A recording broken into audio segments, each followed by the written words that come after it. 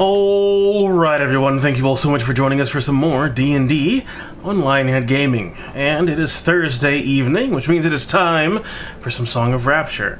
As DM'd by the wonderful Monsieur Omen, we will be having everyone here tonight, and we'll be able to get right on into it. So thanks so much for waiting, and Monsieur Omen, what do you have for us tonight? Join the valiant name pending.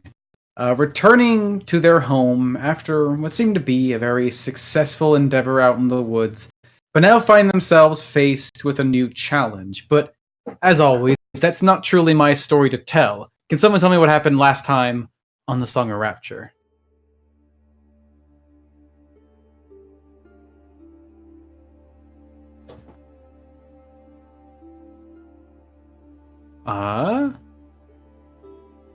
No volunteers? So, if I can recall correctly, we arrived to Oakwell with our wonderful carriage and horses, and a happy to be outside of where she's never been before, Marjorie, and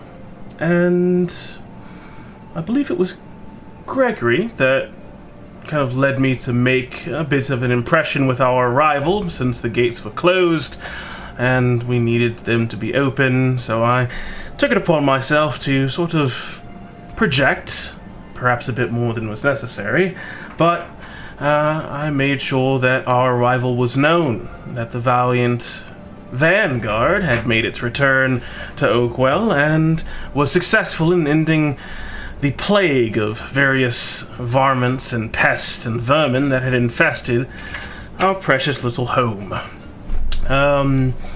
Gates were open, people started crowding around us. Gregory did his best to sort of try to explain to everyone that recognized him, sort of cutting off each sentence halfway through as he had to keep moving to keep up with us, along with everyone else, I think more or less doing something similar. And we quickly made our way to the Fallen Horse. Not before I promised to buy everyone who came to hear our tale around. Just one. I don't think anything else happened before we got to the Fallen Horse. We got to the Fallen Horse and introduced Marjorie to Jody. I had already unfortunately ascertained that she had lost any of her magical capabilities with us freeing her from the grasp of the Wise of Ash, those curse marks apparently bearing the magic that she was, well, for my purposes, blessed with. Now that was gone, and now all she was really good at was pushing a broom and hopefully putting together a good meal and carrying a lot of ale to tables. This was not something that Jody was particularly enthused about, to say the least. Quite incensed, actually. I swear if she wasn't green, her face would have been red with anger. But thankfully she was able to sort of reconcile that unfortunate loss and put Marjorie to work. I was on my back foot when it came to negotiating with her, for sure, considering my best bargaining chip for us even going to deal with this in the first place sort of vanished in the process of dealing with it. Hopefully we'll still get some sort of repayment from the mayor for dealing with the plague. I'm sure that was troublesome, but I doubt it would have been as valuable as having someone with Marjorie's particular talents around when we were gone. On top of that, we very pleasantly notified Jody that we would need to depart once again, this time further, and for something even less lucrative, for her anyway. It was not a happy discussion, a bit more tense and terse than I was particularly used to. People don't speak to me that way, but you have to make do when you are in a corner. And whilst I had an idea for trying to maybe work something out with Thistle, Yeah, she did not seem particularly enthused about it, and I recalled that town is not awash with funds or resources either, so that will be slim pickings. Other than that, I believe Luna departed quickly after notifying Jody of what she was intending to do, to go try to find if there would be perhaps some work along the path that we were going to take up north to past Crossway, up north to, what is that town? Darren's Well? Some other backwater place, I'm sure. And I don't know if anyone... Oh, yes, and of course Ava came by to get her assessment of Quill, who proved to be quite invaluable on our journey, performing some, dare I say, heroic feats. And while Ava seemed enthused that his potential was quite deep, it seemed that he did not want to work for her. It seemed he had grown a bit attached to us and preferred to continue to work with the Valiant Vanguard and under the direction of Jody, though it seemed that he would be staying in Ava's inn. More power to him, I guess. Other than that, I don't really know what Jave and Persephone... I'm assuming Gregory went to go see his siblings. Was there anything else that took place? I honestly can't remember. Something happened right after we left Thistle. Wasn't that in the way outside of Thistle? Well, I guess in Thistle also.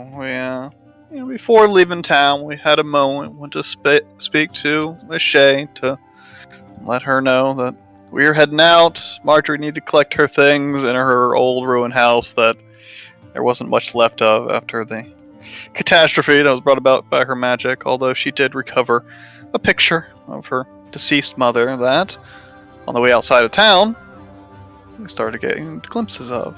Gregory was trying to find a way of maybe reconnecting the spirit they saw in that strange place to Marjorie, but he didn't really know how to do it. But thankfully, maybe somebody, something, maybe the gods, heard his prayers. As we were heading outside of town, Luna, probably the first one to notice as our surroundings started to turn a bit strange, as shadowy figures could be seen moseying through the path, very much like what we saw in that darkened place, the ethereal. And eventually, with the help of her own magic, and with the little spirit that she takes with her, Pity, some of the spirits started to reveal themselves, and one of those being, well, Mrs. Haynes, Marjorie's mother. They were able to have a word, able to share their final goodbyes, and with that, hopefully Marjorie had a bit of closing. But there was also another one that needed to go. Little Pity, the little spirit that had hung around Marjorie through her little bit of a imprisonment through so many years, grown attached to Luna, but also in this place, with the witches gone, holding a curse over it in some way or another, found other spirits that apparently maybe his family as well. And with Luna's graces, he was able to depart as well. Hopefully to a better place. And at the very end, Gregory took Marjorie on a tour of the town. Ah, that's right, yes, you were taking her around town. I was going to speak with the mayor, both about a few business ventures I had in mind, and to see if we were going to get paid for that plague situation. Javen, Persephone, were you going to do anything?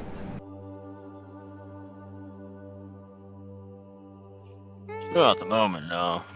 Just hanging out back at town, relishing the time, not being in a weird nightmare dimension, weird things that steal my strength. Simon Says goes off in the background. No, it's the clock. Are you going to get a new barrel? That's right. Javen lost his barrel in the Shadow Realm. Don't forget about that, everyone. Be sure to remind him of that every moment you get. Until he gets a new one, at least. But I'm fairly certain that should be just about everything. as indeed we find the Valiant Seven, now the Valiant Vanguard, if the name will stick, back in Oakwell. They have a plan, sort of, an idea of what they want to do, but having some trouble executing it. It seems that their desire to leave town to the small other town of Garen's Well to the far northeastern part of Mobia is sort of set back, considering their employer, Jody, realizes that this trek is all personal. It is simply for Luna's benefit, which is lovely, except it means the party will be gone for probably a month or more, depending on how long they take on the road, and that will be a month of them not in town, working for Jody, and making her money. And so while Jody has spent some time thinking, the rest of you have gone out about your day, still keeping in mind, it seems that Samantha has roused a crowd eager to appear probably around evening time at the Fallen Horse for what sounds to be a free drink.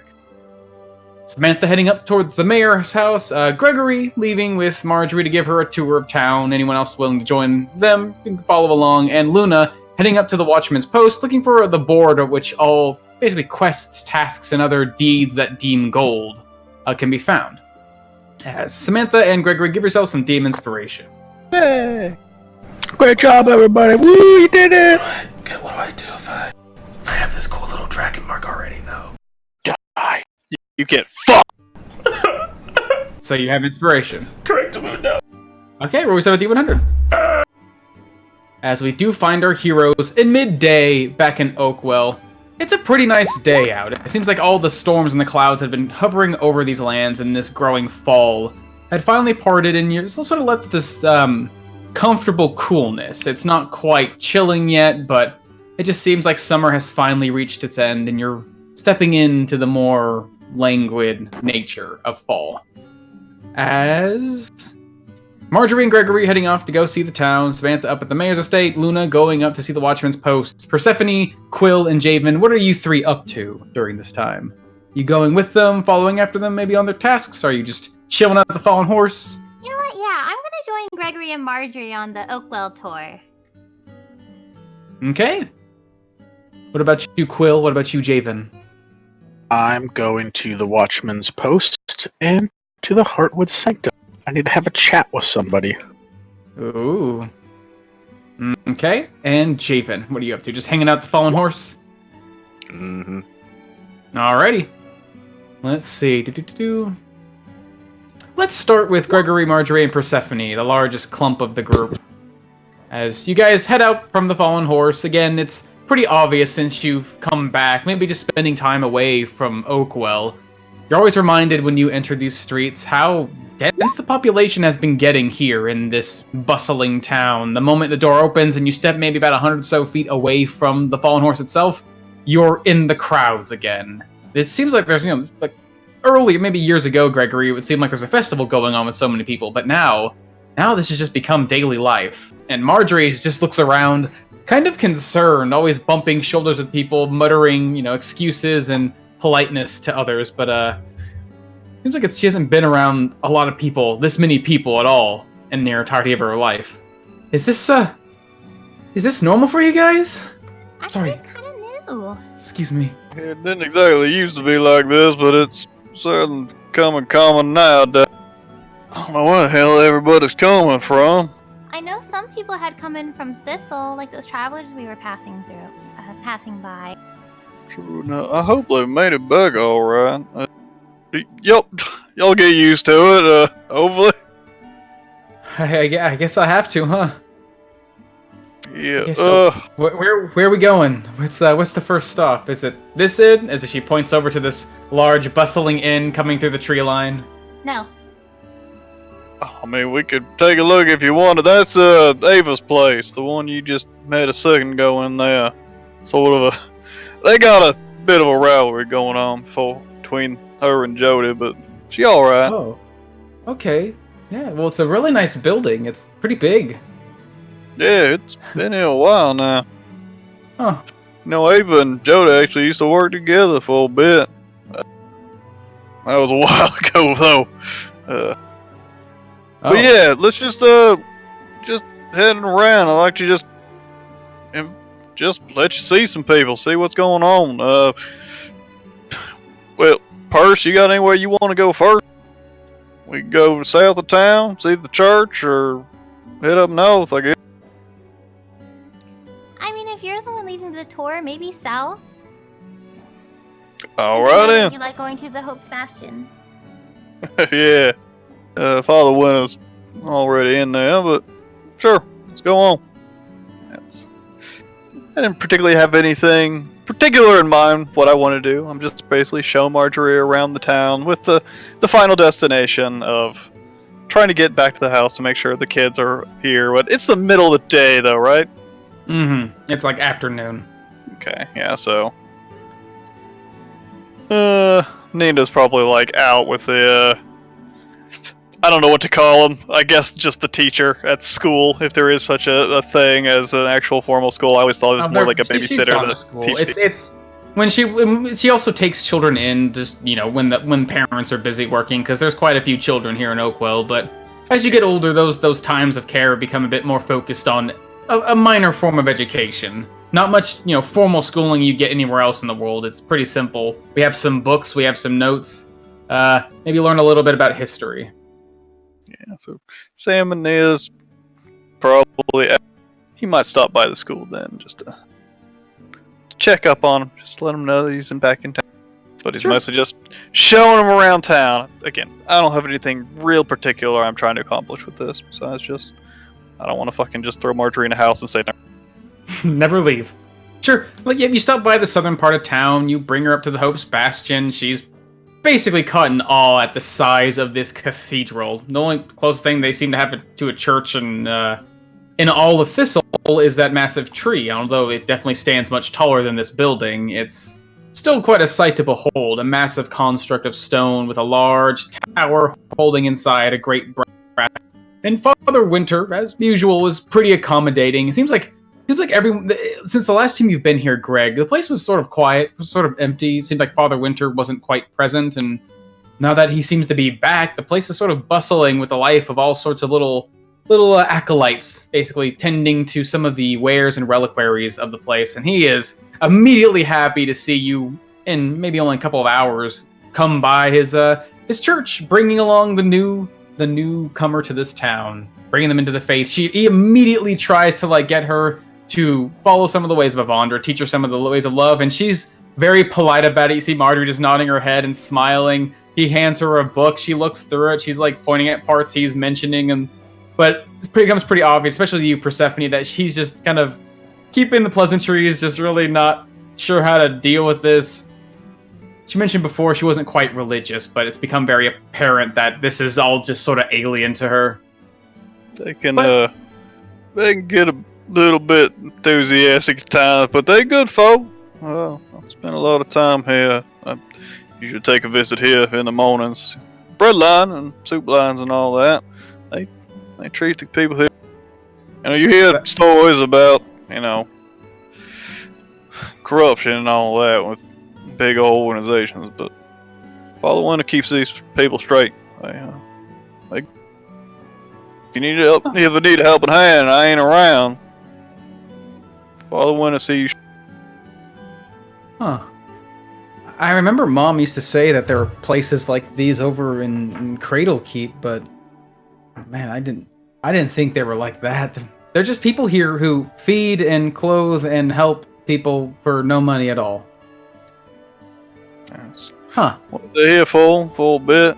I mean, they work off the charity of the people themselves, so if you get from them, I always ask to give to them, but they ain't.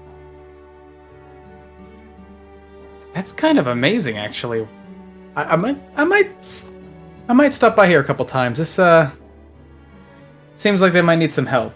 Oh God, I hope they like my cooking. Anyway, let's keep moving. Yeah, all right.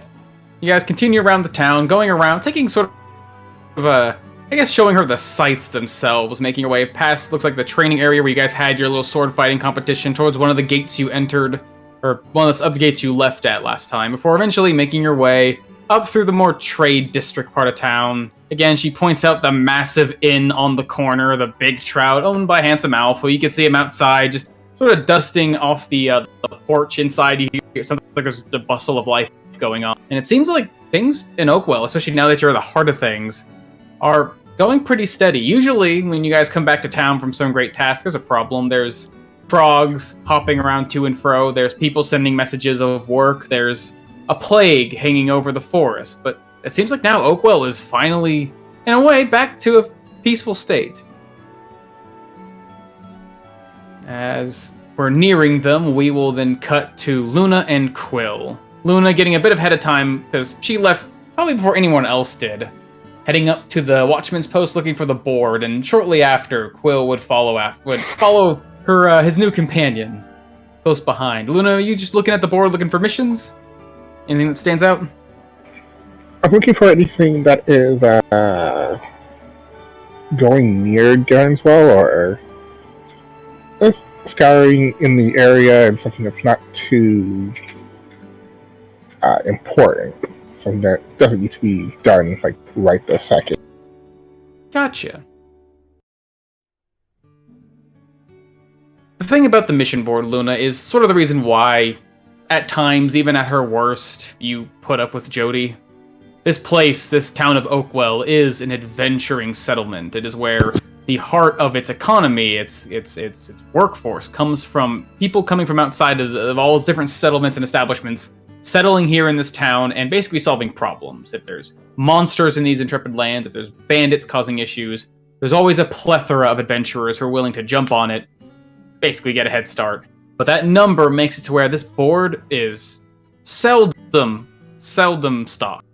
You do find a couple of sheets, though, things that maybe aren't quite maybe appealing, but mostly just things that either people have tried and failed or just don't give a lot of money. One of them is the most pressing one that stands out to you. The name is something that's sort of been hammered into your head for months now since you've been here in Oakwell. The Black Fury Watch. Looking for folk, they say, to investigate areas in Mobia for goblin activity in the place of the Eyes of Elm. It seems that in their departure, since they returned to Thistle, seems like their scouting expertise has somewhat left a vacancy in the watch against these goblins. And so, kind of needing some new people to sort of fill the blanks until they return.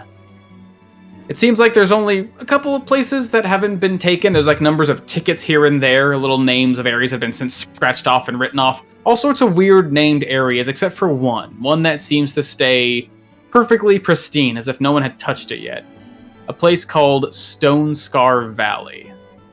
It seems that if you return with a successful scouting report of this area, you will be compensated 300 gold pieces. Beyond that, it's not on the way, but it is something that does sort of stand out to you. Sort of a hunting notice.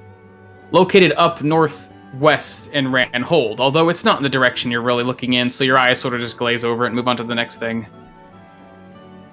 Beyond that, there's only a couple of things that really seem to align with your goals. Anything that's pays, well, not decent, but just lines up with that direction. One of them is almost laughable. It's High Hill Help. A simple help message, almost like a post-it note, although such technology doesn't exist. You see like a tiny little note written upon it. It says, "Need help." It seems that some ruffians had been passing through the village just to the east of Oakwell, and whenever they do, they raise a sort of a ruckus. There's a tavern within this village known as the Three Sheep Tavern, and it seems like in their last stay, they've left it in sort of a battered state. It's gotten to the point where they've constantly been causing issue to this small tavern, to the point where it needs some repair, and they're willing to offer 5 gold pieces for any helping hand who comes and fixes it. Again, it seems like nobody's chosen this because the pay is just not great. You'd spend a day or so, maybe less, traveling out to High Hill to fix a tavern and get paid 5 gold pieces. Not really worth it. Last one does seem interesting. It's not a help notice. It's not a hunt notice or anything. It's not even like a quest. It's just a wanted poster. With a name kind of interesting, known as the Argos de Vandal. Supposedly, during the festival, a number of homes in the southern part of Oakwell had been vandalized. Their doors had been broken and torn off the hinges, they say, and almost smashed back into place, leaving incredible damage in the area. One person in particular is the owner of the Silver Skink, a man named Gilgout Greygorge. It seems he was quite furious about this and demands the identity of this vagrant. Supposedly, the guards were able to ascertain a couple of IDs on suspicious-looking people in town, and the one person who seems to fit the bill, well, is an interesting individual. A very rough sketch drawn upon where it should be a portrait. It's a massive, muscular-looking man, although there's no two details on the face or the body other than a man, of immense size. They described him as being large and quiet. If you find any information about this person and can report it in to the guards so they can pass it along to the innkeeper, they'd be willing to pay 500 gold pieces. But beyond that, as usual, work is pretty slim here in Oakwell.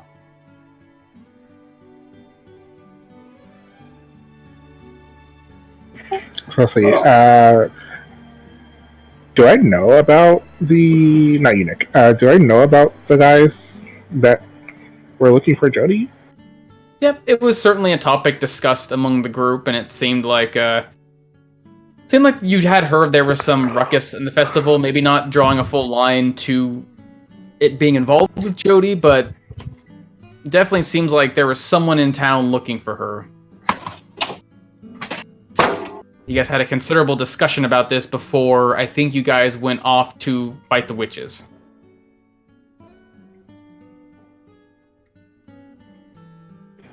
See, I'll take that one, and then...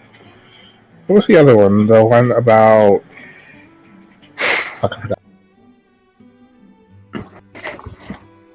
The one about fixing the inn, or... No, the one you explained Scouting before report? that. Yes, the one about Black Fury. Sure. Yep. It's basically this big poster of the Black Fury called the Black Fury Watch. Something that's been placed up apparently since the Eyes of Elm returned.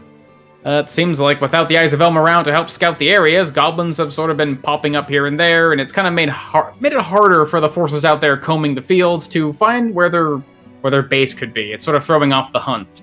So they're hiring people. It seems like anyone who's willing to pay a lump sum of 300 gold pieces to go scout out an area within Mobia. If you come back with a detailed scouting report, basically telling them what you found, you'd be compensated 300 gold pieces. Not the biggest paycheck you've ever had, considering if you split it 6 ways with your allies, it's a whole lot less, but it's something. Do I know where the area that it's had to go is? Or where it's Off the around? top of your head, not really. You're not you know of places in Mobia, but this sounds like kind of a personal area, like a landmark of sorts. It might take some looking into, but you could probably find the answer if you spend some time asking people around town, or... Well, you are at the Watchman's Post, and they do have guards here. They're pretty knowledgeable when it comes to these places. Who's the nearest person? You guys are at the Watchman's Post, basically standing in front of the Great Mission Board. A couple people bumping past you, but nearby you just see one of the typical guards standing by. At this point, I don't know how you remember it, but you've heard Clyde call this one Alan. They're kind of hard to tell apart, but he definitely has like this bright, like almost platinum blonde hair that only peeks out from the edge of his helmet. He just seems to be standing there holding his spear, looking ahead. Every once in a while, he sort of glances your direction and then goes back to staring down the roads ahead. I turn to him and I snap a finger. Hey, you, Jeffrey, come over here. It's actually Alan. Okay, Richard, where is this place? As I point to the name of where we're going. Stone Scar Valley. I haven't been there myself, but I could possibly... I have a general idea where it is here. Do you have a map? I assume I have a map, so I give her my map. Sure. You pull out your one of many maps that all people seem to have in this group. And he sort of unfurls it for you, looks around, and then coming down here to the more of the southern, just a few dozen miles, almost 100 or so outside of town, he motions down here and draws a small but prominent X. It should be around here, between the hills. It's I think there's a place here where they call it Stone Scar Valley because the ground just seems to split open. It's one of the areas they've been wanting to check. Are you looking out to help out with the watch? It'd be greatly appreciated. That's the spit circle right here. It seems like the area where people have been marking on maps and describing, where it seems like they're starting to narrow down the location of where the supposed Black Mantle is. Thankfully, the information that you got from Marjorie and the information you got from the goblins seems to help narrow it down to the spot, but it's quite a big radius and kind of hard to pinpoint a single location of where this thing may be. It doesn't seem like they've located anything at this point, but they think it's within this area. Okay, I think that'll be... I'll tell the rest of the group, Quill, you're here. Quill, you're here. Yeah, just assume that the Valiant Vanguard has it dealt with. In fact, here, I'll just make it so no one else can, take it, as I will take my dagger and basically just cut it out. That's fine. Please make sure you do it then. I would hate for that to... Did you... Valiant Vanguard? Formerly the Valiant 7. We changed our name because we're no longer 7. Oh. Alright. I'll try to let others know of this if they speak of the Valiant 7.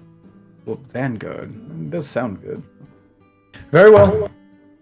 Good. And I'll also take the... Yeah, I'll take the other one as well. The wanted poster? Yeah, I'll just rip that.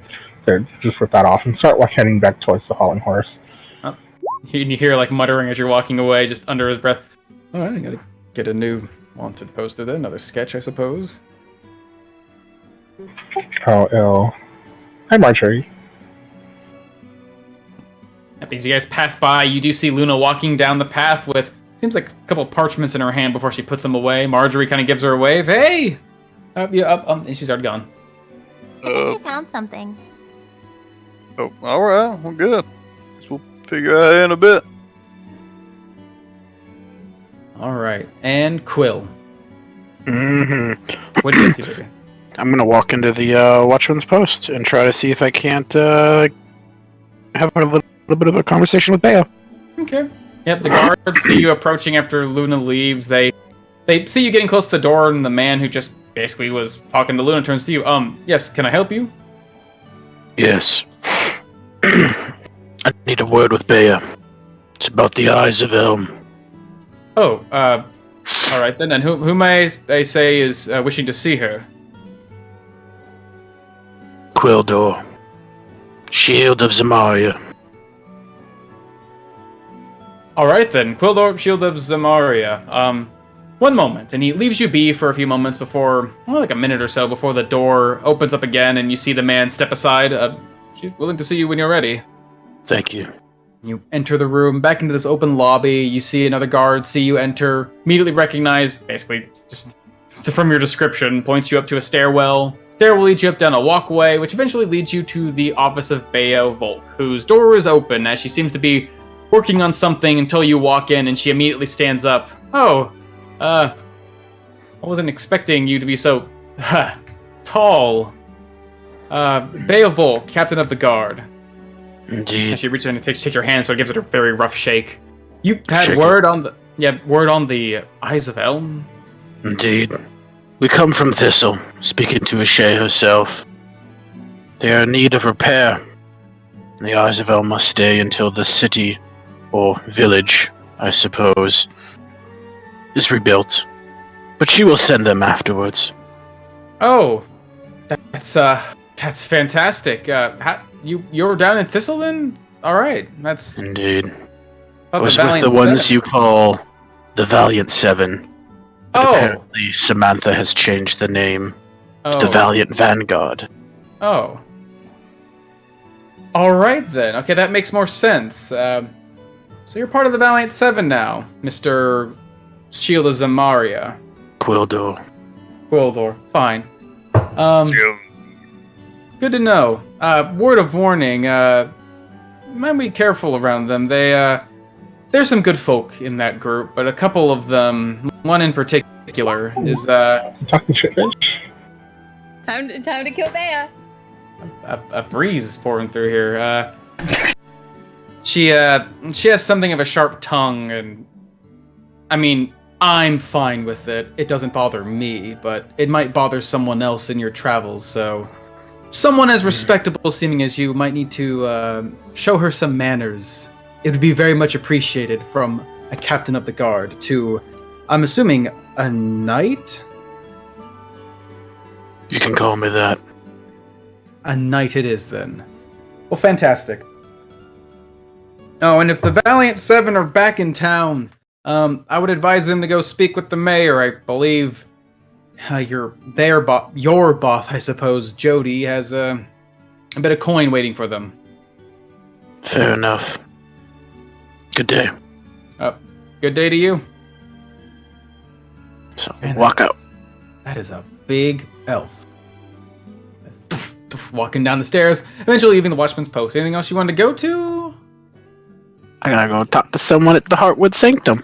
All right, immediately veering around behind the Watchman's Post, finding this great little oasis, a piece of land behind in this grand forest, giving way to something of an old-looking but still sturdy church. As you enter the Heartwood Sanctum, you see in the inside that seems a little musty, a little dirty, but there's this massive tree growing in the back, giving this looks like all the leaves are starting to turn from green to this dull amber color as fall has finally reached inside the Heartwood Sanctum and brought its amber light inside. What are you looking for and who are you looking for? I'm looking for a cat man. A cat man? Sure, would Clyde be working here at this time in the Heartwood Sanctum? Are you asking me or are you asking you? He's your character. I think so. It's midday, isn't it? Sure. Yeah, Okay, so midday, walking inside, you do see... I don't know, what is Clyde up to in town? He'd probably be still helping Father Shep. Kind of get into the routine of helping around the Heartwood Sanctum. Okay, yeah. So you'd walk inside. It seems like you don't see much sign of what seems to be a priest. You do see a man wearing, at least it looks like some vestments. Pretty dingy, but not too bad. It looks like someone's been keeping them clean. Almost surprised to see, turning around, that this person is not one of the humans you expect to find in this Mobian town. It's a man covered in white fur with dark brown spots, a pair of ears twitching to and fro, and a long winding tail curling behind him as you see a tabaxi. Excuse me, are you Clyde? Hi, I'm Clyde Arthur. What can I do for you? My name's Quildor. I've joined the Valiant Seven. Oh, did ya? Yes, and I have a question. Why do they constantly speak into their fingers? Oh, well, you see, we had these rings that you could talk to one another with, and like you had to touch them and everything, but then you could and you could hear it like in your head, or like really close to your ear, like somebody was whispering. Makes sense. How are they doing? They're good. A little unique. Aye, Luna's a little weird, but she's great. She's my best friend, you know. I've never heard her speak of you. Well, thank you for the insight. I must be going. Alright, it sounds good. So just walk out. That's all I wanted to know. So why are they talking to their fingers? Because no one would ever tell me. Oh yeah, What have I asked? I've asked 3 times! Persephone promised to tell him later, and then Melanie forgot. Mm-hmm. How could she? The horror.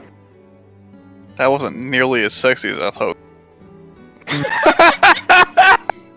If you want the sexy version, be sure to subscribe with Twitch Prime. Mm-hmm. Ooh. Mm-hmm. We'll let you in a special behind the curtain fade to black session. Quill was making his way back. Seems like he learned a little bit more. He finally got to meet someone, supposedly, that was part of this group. And maybe not what exactly you thought he'd be. However, In the meantime, we have Samantha stepping forth to a now, maybe after all the sights you've seen in Broken Ridge, how luxurious and beautiful they are, it is sometimes a bit of a disappointment to see how this lovely estate, this large building and the manor around it, that should be, the house of the mayor is still, you kind of notice some spots and points of destruction, decay. Looks like some of the roof's starting to come apart, but it looks like someone's been trying to repair it. The mayor's estate here in Oakwell has always been a bit lacking, but it is the only piece of luxury that lives in Oakwell. There's a tinge of almost painful familiarity with something that should be pristine and elegant, in disrepair and seemingly uncared for. As you approach the estate, a couple of the guards actually start to step forward to speak with you, and then immediately they sort of stop and they actually part ways. They let you in without a question. As you're sort of walking up and they stand aside. And then I just continue to walk in then. Okay. You eventually walk past the gates, making basically through the first line of defense, and within the courtyard leading up to the actual building itself, you do see outside tending to some of the plants. It seems like he's been carving them away, giving them a better shape to help stave off what would be in the impending cold, is the old battered and well-worn servant Mormont. He greets you kindly in a very exhausted way, and gives you just a moment's respite as he goes inside to inform the mayor that one of the Valiant Seven have returned, and seemingly knowingly why you're here. Go ahead and just drop my hood and just kind of like look around and just sort of refresh my disguised self to just try to make myself look just a little bit more alluring, as I just want to try to lean into what I've been working with Logan. Alright. As after some time, the door opens, Mormont invites you inside, and you do see basically sitting in his study, the library, where it looks like Sam had spent some time with Gregory in your dinner time. Seems like Lord Arnwood has been sitting enjoying himself some comfort. As you find him sitting in a seat, he stands up to actually greet you and give you like a nod and a wave and motions you to sit in one of his comfortable chairs. It's good to see you again, Samantha. I believe I know why you may be here. I wager you do, and it is good to see you as well, Mayor Autumnwood. I hope you are doing well. I know it has been a bit since I've seen you. I think perhaps since the festivities, since Argos Day. Yes, it has been some time, and there has been some changes from here and there to Oakwell. Changes that have kept me a very busy man. I apologize for not making myself seen any time between now and then. One moment, as he stands up from his chair, puts down his book, and goes over to his desk, which now you can see as he's walking over to it is just scrawled in paperwork. Some of the scrolls actually leaning over the edge of the counter and piling onto the ground, sort of in a very, not very well kept manner for someone who should be relatively refined. He goes through some of his paperwork and goes up into one of his drawers and pulls out a very neat little parcel. It seems that you kept yourselves quite busy over the past week or so. Your employer, Jody, very insisted that you would offer a guaranteed end to this interesting little plague we had in this town. I can see through the results that, well, I can only assume you were successful. Yes, quite successful. It is unfortunate what hags are capable of, but we put an end to that, and quite a few other, personal matters pertaining to them. But that is not the only reason I'm here. I see. Always having more conversations. I love more conversations. But allow me to at least get the formalities out of the way. As he folds up one of the parcels, basically puts it in the light of one of his candles, lighting on fire and destroying it, and then he takes the actual parcel itself and hands it over to you. Now, Jody did quite twist my arm on this one. It was quite a challenge to try and offer you the funding she requested. Pest removal, I can't explain, or I can't express any further, is not the most, luxurious or fortuitous opportunity, but She insisted the guarantee of the Valiant Seven's ability to remove plagues would be more than sufficient, and I found it such. And she hands over this parcel to you and take it in your hands. It's a bit heavy, but not quite a great fortune as you had before. I could do no more than 1,800 gold pieces for clearing this town of countless vermin.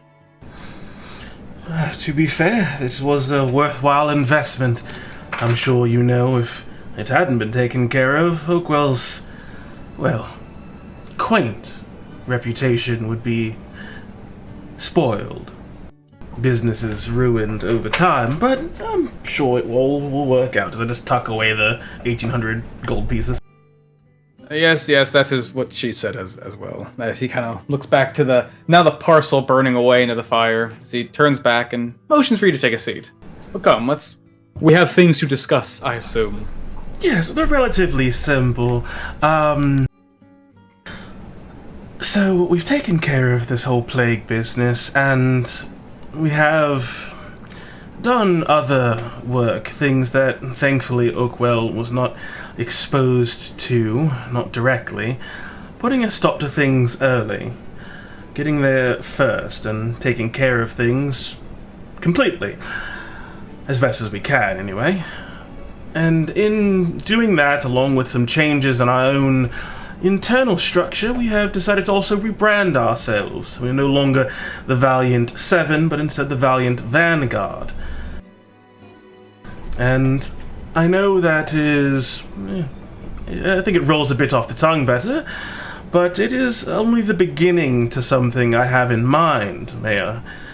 You see, there is, I think, a bit of an influx, or at least there has been, in adventurers coming to Oakwell looking for opportunities, etc., etc. This whole goblin menace has been a problem that I'm sure will need to be rectified at some point. And I don't think these sort of things have an end. And I'm wondering if perhaps there is a way that we could arrange something to the benefit of the both of us. To the benefit of the town and its collection of taxes, I'm assuming that's a thing, and, well, the need for adventurers to have a place where they can rest and perhaps pay their dues and contribute to the town in a safe and, well, well-meaning fashion. I'm sure you might be inclined to what it is I'm leaning towards, but what is the exact procedure here for establishing a business or a guild, perhaps? It is something I'm considering. Well, it's no more than simply owning an establishment with which to house this guild of yours. I will advise, others have tried such things in Oakwell, and they have found footing in this town, but ultimately they find trouble keeping that footing. It seems many simply enjoy the luxury of an inn or a tavern to house their multiple groups. But I am curious, are you suggesting something of a central hub that gathers adventurers to a collective body, one group? Interesting. That is a very adventurous idea. I've just simply never seen it done here before in such a way.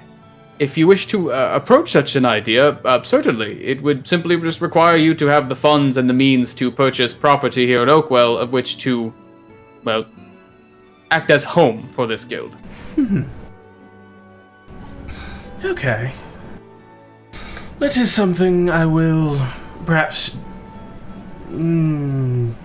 draft a more formal proposal for, then. I know property is a bit cramped with the walls and all that, but perhaps there's something that can be worked out. Possibly. Especially within these walls.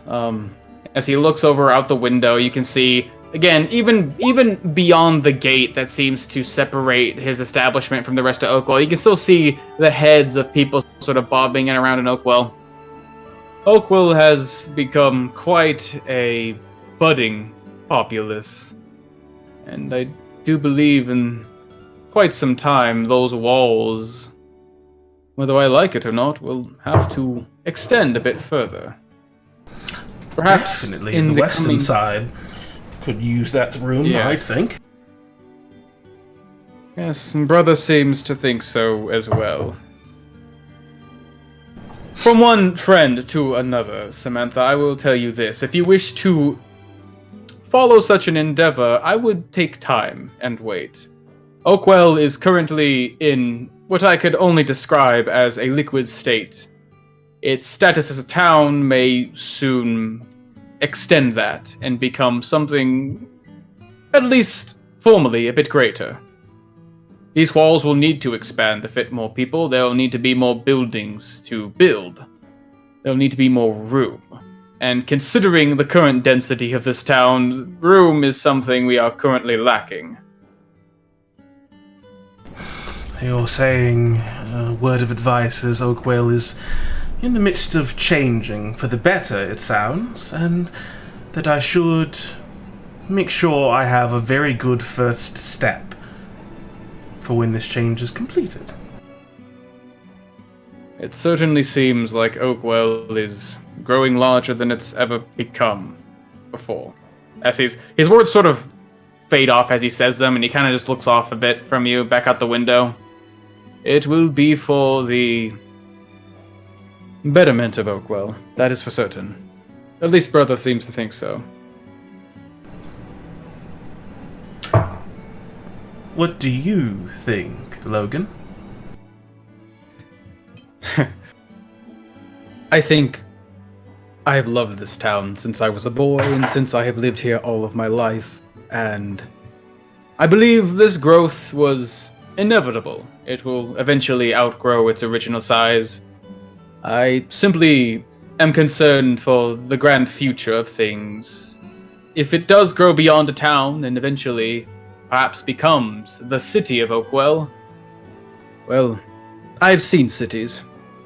I have seen Brokenridge, and I have seen Crossway. I have seen Skyreach. All lovely, lovely sights. All adventurous locations and places of opportunity and commerce. Places where there are too many people to know them all. I see. Well, yes, I guess that is the pains of progress. But I'll make a note of that and work towards it in the future. The only other thing is, with our completion of the work in Thistle, they have some structural problems, some issues there that they could use assistance with in terms of construction and things of that nature. And I just came to perhaps propose a sort of working contract with that place. I know it is rather small and a bit backwater, but it is still part of Movia, and, well, is in disrepair, and the sooner it is repaired, Ashay has given her word, the sooner she can get the Eyes of Elm back out of the Elderbark and patrolling the plains again. Definitely sounds like a wonderful idea. So you wish to... you suggest that we begin a construction or perhaps a reconstruction project. That can be easily arranged. There are many people here in Oakwell looking for work. I'm sure the stead hands would enjoy having a bit of work outside of town. Villagers do not need much time to repair unless... Well, personally I've never been to Thistle. I can only imagine it's not the largest settlement. It would not take too much time. We would have the Eyes of Elm back in town, back out patrolling the fields, and the Blackfear would become smaller of a problem. I like it. Indeed. There is one addendum to that. If at all possible, I was hoping to perhaps garnish a small percentage of what could be incentivized to the workers from Oakwell to go to Thistle. I'm afraid I do not follow. In essence, this is, well, possible due to our efforts. Thistle still exists and needs repair because, well, we saved it from literally burning down to the ground and everyone there dying. Now, of course, that is wonderful, but it has come to my attention that my employer is not particularly enthused by the lack of, how can you say, income that venture has generated, besides taking care of the plague that would have caused problems for Oakwell, but, well, just seeking to gain what we can from what needs to be done. I hope you understand what you're asking me is to take coin from the hands of workers to give to you for helping end the problem that is now being reconstructed. You see, what that is doing is not taking money from Thistle, it is taking money from those we are currently going to pay for this endeavor. I do not believe that would be in good taste.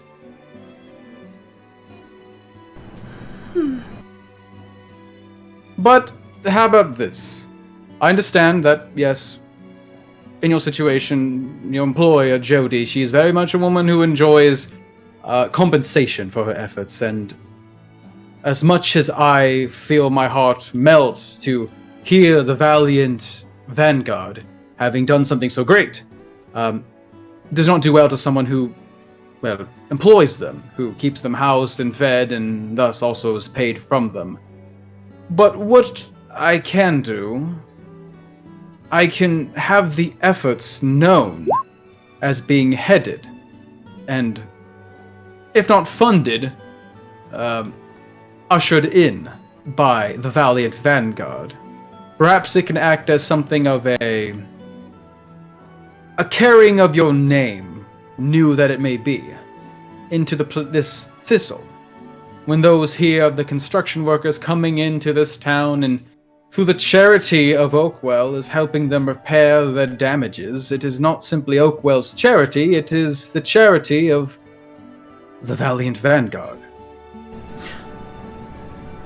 This effort, what sort of funding do you think it would require?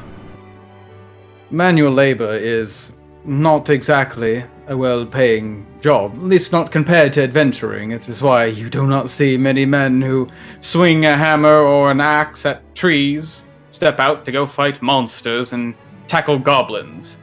I would hope, for expedience's sake, to pay any worker willing to go down to Thistle and help repair no more than 15 silver a day. It is decent wages for someone who merely doing physical labor. A little incentive to gather people quickly, have this done in mass, and hopefully have the Eyes of Elm back to work in a short amount of time. But I assure you, if you were to take coin from them, it would be mere silver pieces. Silver pieces that would do much better in the hands of skilled laborers to keep them fed than it would in the hands of someone who I have simply handed 1,800 gold pieces to, if you forgive my directness. No, I see your point, and I sincerely appreciate your counterpoint as well. It is something that I am inclined to lean into, which is why I'm asking if the valiant Vanguard were to make a sizable contribution towards that effort, to make sure that those hard-working laborers were properly compensated and could be well-informed, quite well-informed, who was paying them, what would that look like? It would look valiant, is what it would look like. Those who simply went out and ended the plague. Oh, anything you could offer, if I had to put a number to it, I don't know how long it would take. It's a village. Math has never been my strong suit, but a safe number would be at least 100 gold pieces. I see. Yes. Samantha adjusts herself, reaches into her neatly stacked pile of beautiful stolen idea packages, and takes out 1, 2, 3, and slides them across the desk to Logan Autumn. 300 gold. Ah. I see. Very valiant indeed. Just make sure it's well known, that's all. That saves me a smidgen of effort, I suppose. I suppose so. Very well done, Samantha. As he starts to basically sort away the gold, goes back to his desk and sits back down at his chair. Was there anything else you want to... Does he have a goblet or anything on his desk? I know he's a heavy drinker. He only seems to have... I think like the only thing he actually has with him in midst of conversation is a small tray that has 2 small cups of steaming liquid. He pulls this up and drinks it, and pretty evident after the aroma finally hits you, he's drinking tea. I swear to God, if you had said what I thought, I would have been so mad with you. Alright. It's a cup of tea with a tiny, cute anime girl on the side. No, god damn it! Sad coffee! It's delicious! Alright, good. Yeah, so the Valiant Vanguard's sponsorship of the Thistle Reconstruction Project, good. Along with the co-sponsorship if there's any other necessities by Oakwell. I'm sure you all can handle that, but 300 gold pieces should take care of it. Get out of your hair, then. I think that is all I need, Mayor. Oh, excellent. It was good to see... Oh, actually, it has been some time since I have seen you. I have been meaning to give you something. As he slides out of his chair, goes over to his desk, and just starts pushing over papers. It seems like it's something that's been buried for a while, and he pulls out behind a parcel. for my dagger and get ready. As he pulls out, it seems like a somewhat worn letter. It arrived shortly after you left for I believe it was the North. I've been meaning to give it to you, but considering the importance at which it was delivered, I did not feel it safe to simply leave in the hands of, well, I'm sure Jody would have handled it fine, but for your own privacy, I kept it close. It arrived from a raven, actually, from the northwest. I believe from Mossden. Does I just take the letter? And is it still sealed? Yeah, it seems like you turn around, it's sealed. It looks like the small little dark green, like wax that's been sort of spiraled into a small shape that keeps the letter closed. But yeah, the paper seems like almost like tea stains, a little old, possibly due to the high moisture and, you know, sort of the grubby nature that is Moss Den. It's located in this big mound of moss and earth. She kind of looks at it and thinks about where it came from, thinks about the things she's done, and it finally clicks for her. She just opens it up and just takes a look at it, but keeps it to herself, just pulls it up quick. Logan immediately averts his eyes. I'm just drinking my tea. As you sort of scan over, it's a very densely written letter. Very small, fine print that basically you know as typical elven handwriting. Those who are used to writing in the elvish language write in these long, drawn-out swirls and lines, and when you try to write in common and you're so versed in elven, it almost creates... It's almost like really expressive cursive, condensed to small little curls. But you basically get through it. It's definitely written by Elmon. You can see his name signed at the bottom. And after just paragraph of it seems like just Corey and explaining the situation, why this letter was mailed to you, what the purpose is, and what the contents are, you realize this is something regarding a conversation you had a long time ago. A request of Elmon months before to look into a certain matter, the name Gelner. And it seems like amidst all their archives and records, you did find, or he did rather find one thing, something he makes note of why that name seemed to stick with him. There's only one person he knows by the name of Gelner. It is a man from a town rather, of Garen's Well, known as Eric Gelner, a physician who is quite renowned for his ability to keep his patients alive and keep them healthy. He had sort of an affinity towards sort of pulling upon and utilizing the longevity of his patients. Nobody really left Eric Gellner feeling sick anymore. He always had a way to keep them alive. It seemed like Elmont even adds a personal addendum. He actually reached out to Eric Gellner in this time when he felt the illness taking upon him. But Eric Gellner refused him. Didn't really seem like he wanted to leave his town at all. Seems like if you wish to confront or talk to this Gellner, he'd probably have to go to Garen's Well.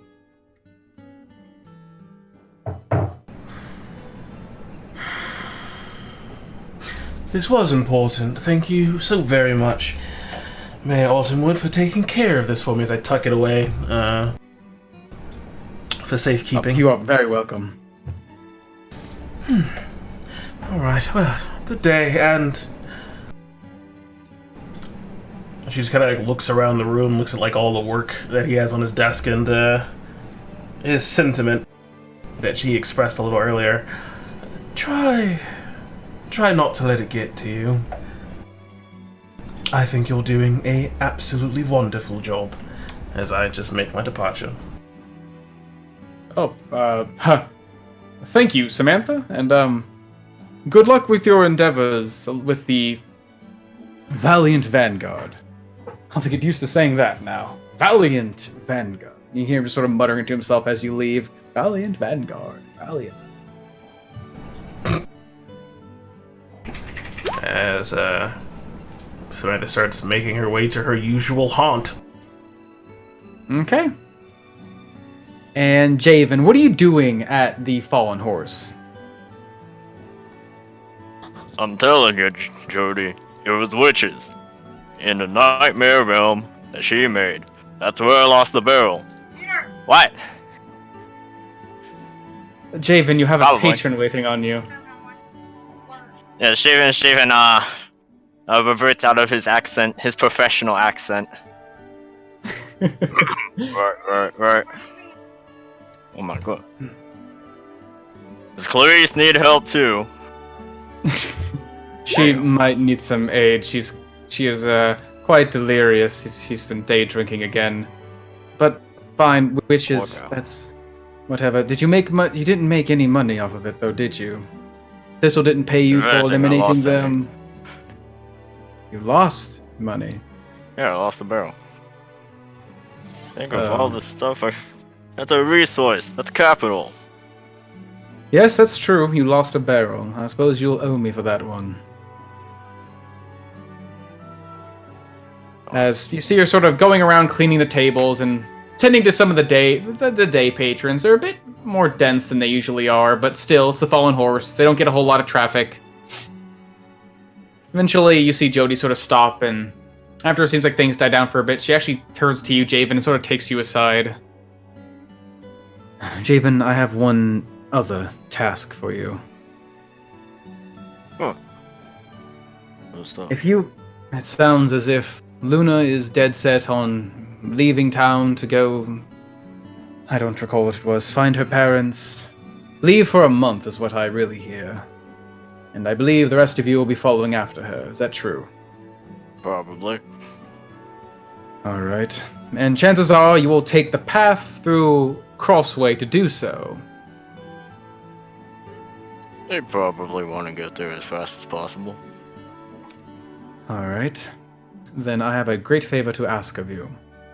While you're in Crossway, I need you to do two things for me. Two very important things. One, I know you know the ways through Crossway. I know you know the back alleys and the open streets. If they take that God-forbidden carriage through, it'll be slower, but I would like you to move through Crossway truly as quick as you possibly can. The longer you linger there, the more... well, you know. The more trouble you may find yourselves in. And trouble is really not what I want for you, me, or anyone under my roof. Mm-hmm. I need you to keep them out of trouble. Especially Timberson. Especially Timberson. Especially Timberson, and you must trust me on this. The second favor, much easier, much easier. I'm having trouble, without arousing suspicion, getting messages to and from Crossway.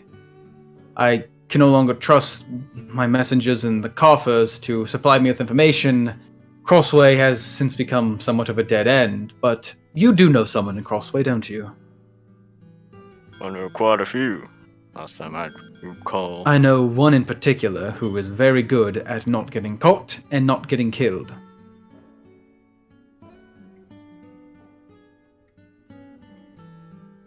Javen, put down your drink and remember. Yeah, no, he's right. How could I If you can forget? get him, I saved him. if you can, you've told me. If you can find him, get in contact with him, and get me a line, a letter, a bird, something that helps me find him, then Javen, I will owe you dearly. Get a letter to him. Or get him to send a letter to you. A way to contact him at the very least. Without anyone else. That is priority, Javen. Alright, I'll see what I'll do. I truly appreciate it, Javen. You are quite the help in these very frustrating times. Very temperature trying times, it seems. Those kids. They seem to be bigger than both of us. It certainly seems like they are starting to outgrow many things in this town. I wonder how long I could be able to keep them in my hands. You're easy, Javen. You just come and go wherever you please. Well, unfortunately, I know where business is. And you actually see like a smile sort of... You see a appreciates. smile like cut across her face as you say that. Right, you are. Alright, next phase of the plan. Javen, once she's done drinking, kick her out and start cleaning with me. We have what sounds to be a very busy night. Oh, hell yeah. I'm still taking Samantha on that. One free drink.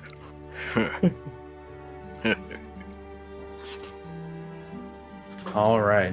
And as the rest of the party go about the rest of their day, Gregory, Persephone, Marjorie heading up to go maybe see the northern part of town, go introduce him to some more folk, eventually seeing the kids who, most of them, as the day gets on later, it seems like the kids are kind of far spread out around town, but you do run into them, Greg. They're pretty happy to see you back in town, excited to hear whatever stories you have to tell, but they've heard from people on the street since you guys came down from the north that there's a party going on in the Fallen Horse, and sounds like there's going to be a lot of people being there, so they kind of want to see if they can go, even though it's kind of in the middle of the week, or it's a Sunday, you know, it's usually try to make sure all the kids have their sleep properly. It's, you guys haven't been in town for a while, they want to see you and hang out with you.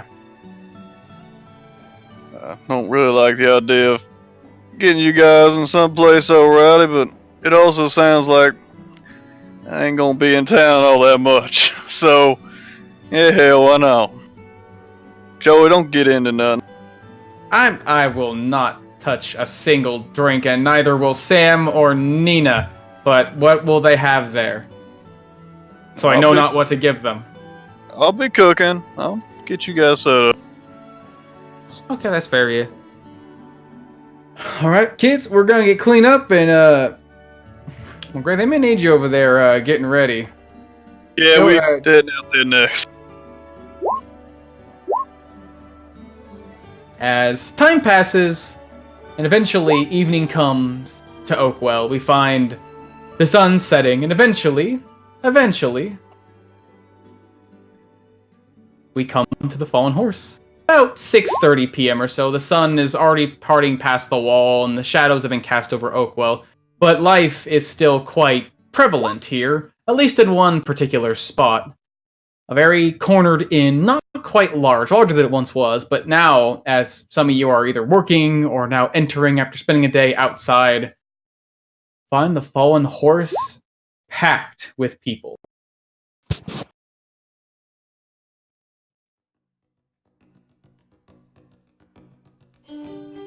Look at all those chickens. As you guys walk in, some of you entering after a long day, you are basically brushing shoulders with people actually leaving the place. It seems like traffic is flowing in and out of the inn. Even a horse made it in there. He's gone now.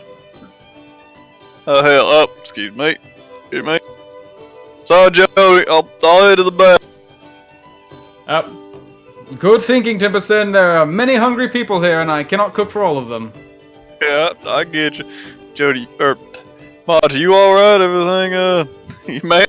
As you come in now, it seems like Marjorie arrived back after your tour ended, and Jody sort of put her to work for the last.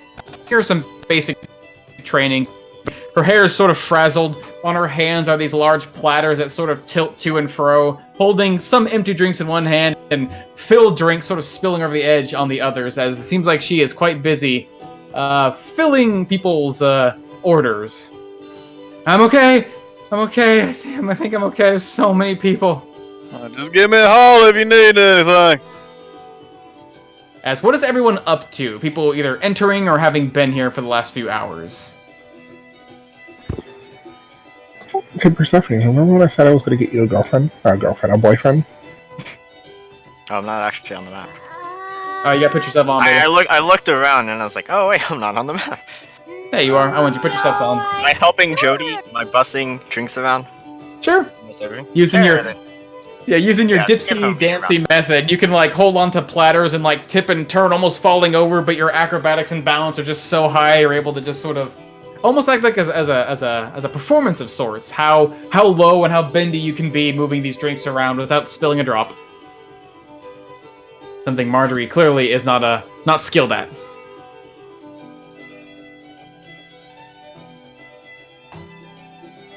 That's what are the rest of you guys up to? Apparently, Luna's gonna get me a boyfriend. I'm gonna go mingle. Okay, sure. Alright, Quill, you do see... Now, Gregory in the back cooking. It seems like, looks like at least at the very least, Jody and maybe Javen with some help at, basically prepped lots of things in front of you. You see flour open in sacks, you see meat, you see vegetables chopped and ready. Everything's just sitting in front of you ready to go. It's just a matter of, what you want to do. Put my apron on, well, at least we got enough stock for it. As, I'm just doing something relatively simple, just doing steaks and potatoes, just the good old-fashioned shit, since there's a billion of people, something I can make in fucking cooking up piles of steaks at a time, making a big old pot of mashed potatoes, all the good old stuff, see if I can find some veggies back here. Nothing too fancy. Sure. Just some wholesome, rustic, but plentiful food. Yeah, big old meat and potatoes. And Quill, as you're walking around through the crowds, you do see a lot of them seem to be guards. They're still, some of them are wearing their armor still proudly, some of them are in a bit more relaxed state, but the moment they see you walking in, Kate billowing behind you, armor clasped on your body, looking official and strong, but you hear the sound of spears and feet sort of stomping on the ground as they turn to give you like a salute. Yeah, thanks, Joe.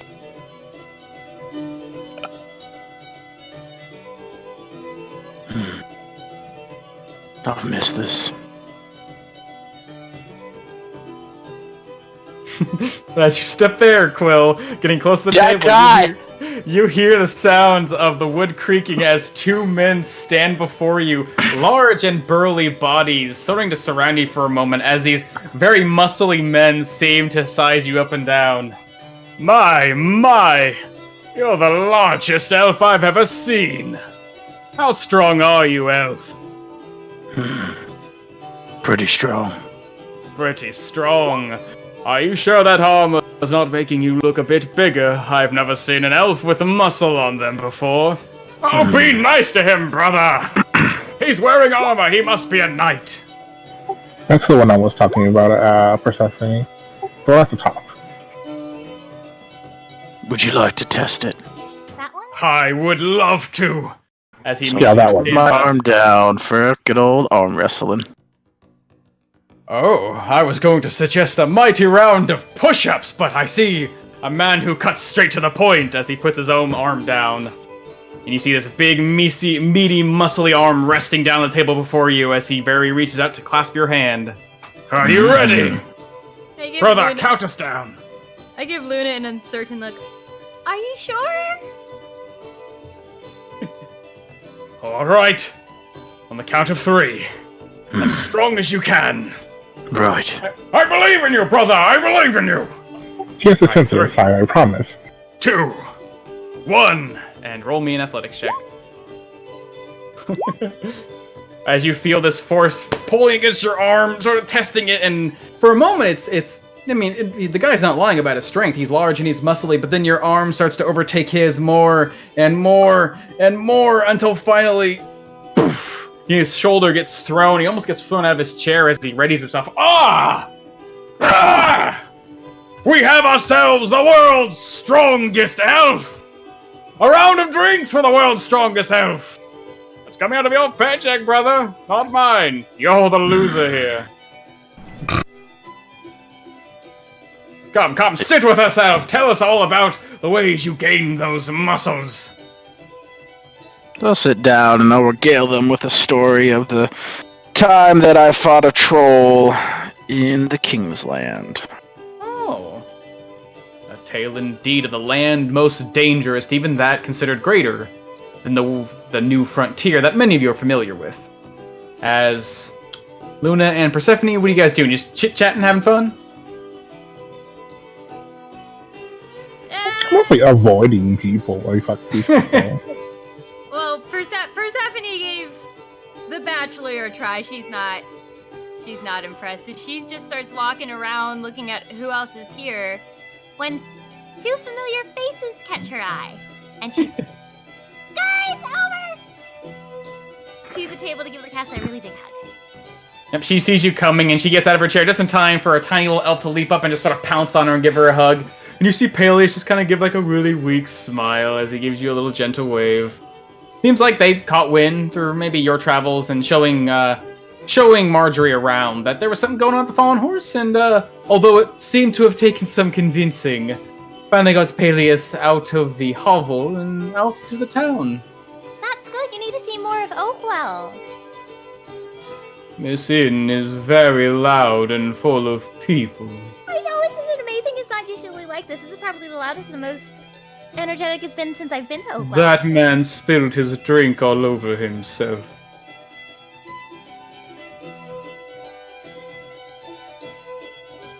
Wait, who did he? Just a generic NPC? He just points off, and you do see like behind, like on one of these tables, someone's like looking down at their laps. It looks like one of the guards sitting in the rather luxurious-looking seats, just looking down in his lap. As on the other end, Bea just like, oh god damn it, clean yourself up. I guess it's gonna get a little rowdy.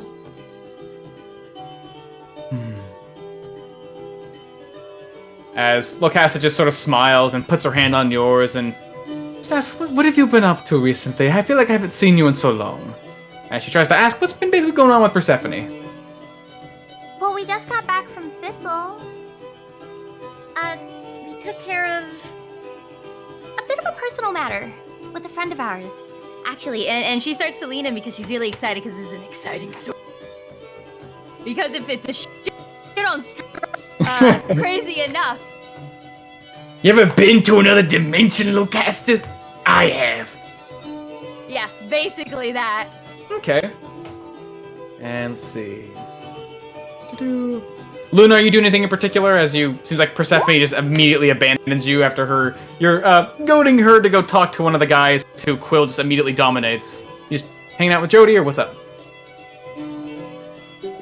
Mostly just sitting there quietly, trying to avoid as many people as I can. I do mention that I kind of need to talk to Jody. I guess preferably when everyone is like gone. Certainly. She looks at you guys and looks over the crowd. She actually seems like in a lot better mood now that there's patrons in her tavern and money's flowing, but as you mention that, she kind of gives you an understanding nod.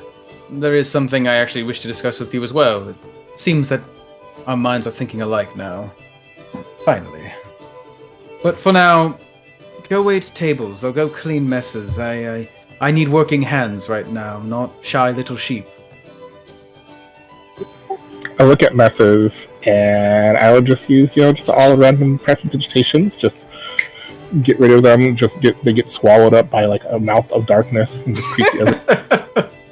You look at a pile of puke on the ground, and suddenly a giant shadowy mouth comes out of the earth. And it seems to fall away into darkness and fade away as you help keep the place clean. And finally, Samantha, as you finally enter, seems like this place is bustling. I don't know how many people expected, but holy shit, like as you're walking in, people are leaving. It seems like there was just constant motion and movement here. What are you up to? Yeah, now that I'm done handling the business I took care of with Queen, I come down to the Fallen Horse. It is a lot of people.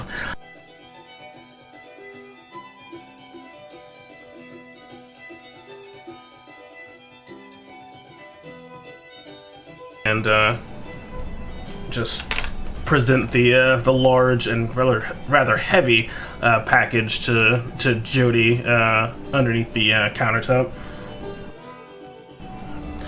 I picked up what we needed to from the mayor, along with discussing a few ideas I had, but here you go. And she takes the package, sort of gives it a shake. There's like a soft jingling underneath all the sounds of tavern ambience, and she gives it a very hearty nod. Good. Good. I like the sound of this. Not the sound of empty hands. So she puts it underneath the countertop, turns back to you, and then motions off to the bar. So, seems like this was your doing. Very well done, Samantha. Although they have been quite expectant of a certain promise you made. Yes, of course. Just in terms of payment, just take it out of my cut of that, would you? I will certainly do so. I have other... Alright, everyone! I see you all have time getting here. You can get your free round on me. And I have a bit of a... not performance, but a bit of a tale to tell you. I promise it won't be too long, and it shouldn't be too boring either. You always have to know what the valiant Vanguard has been up to, don't you? Come get your drinks! It seems like, as you say that, Javen and Marjorie, it seems like you've been called back to the bar top, or you see Jody lining up these large pitchers of just, it looks like golden... It looks like it's beer, but as you take it in the things in your hands, it actually has this really sweet, almost candy-like scent to it. As you guys start handing off a round of, it seems like plentiful drinks to everybody. Alright, watch out, gents. You're gonna want to move away from here. Yes, ma'am.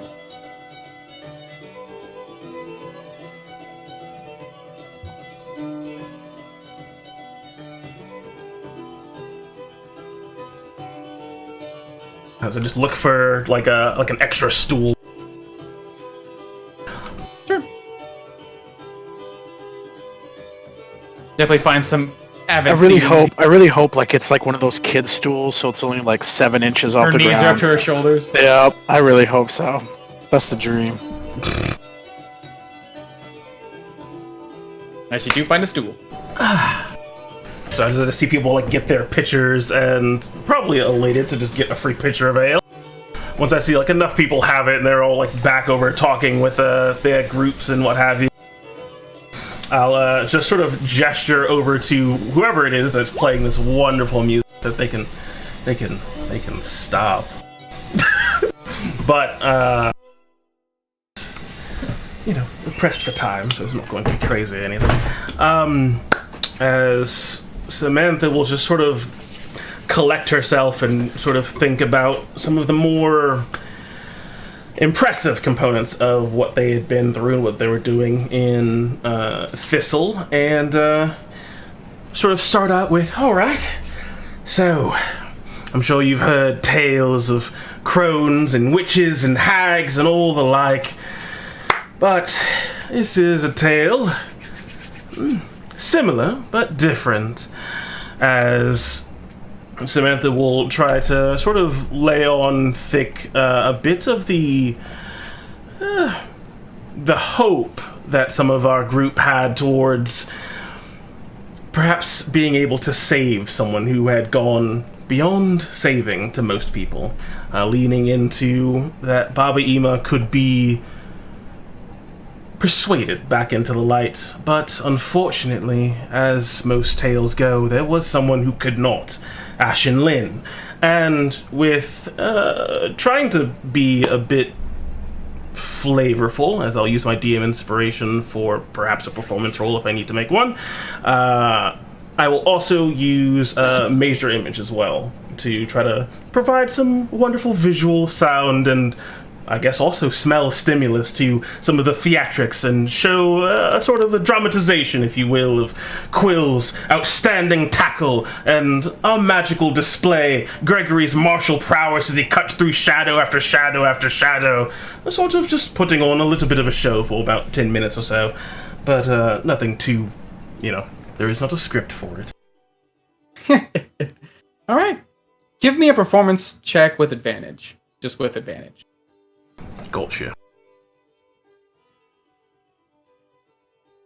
As you're pulling upon some magic to put on theatrics, you are always someone who's good with their words, but in these situations, it's not simply trying to persuade them, it's not simply trying to have them believe something that may not be true, or force them to believe something through force. You're just putting on a good display. You're making something entertaining and captivating. It's pulling upon all those things you're good at, and trying to take that natural charm you have in each one to make something just people like.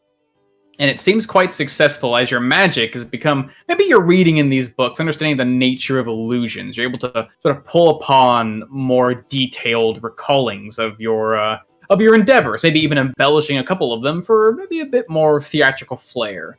As you have these visions, it seems, the magic swirls around you, and you see like the shadow of a small, crooked and crying crone.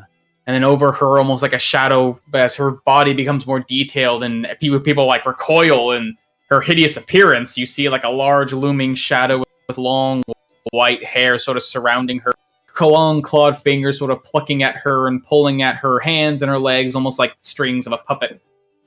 Eventually, after you see her floating up in the air high above her and like a city of the town of Thistle below and a small fragile soul captivated within, you see this massive silvery shape like appear behind her and put its hand on her body and just force her to the ground, and all these shapes appear. You see blasts of magic, you see a sword, you see the ground rising up to catch onto people, you see feathered wings flying in, all abating this terrible shadowy creature, until finally one thing steps close, this massive shape has a bit more definition than the others, and you hear a roar of people as they recognize who that is, and this sword just made of pure light comes down and just splits the shadow in half, and it fades away.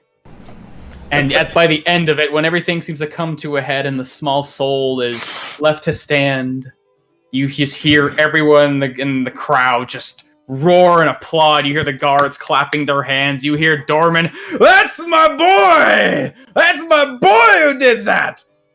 As everyone just seems to be captivated and enthralled by the story. And that time, Gregory, roll me a cooking check.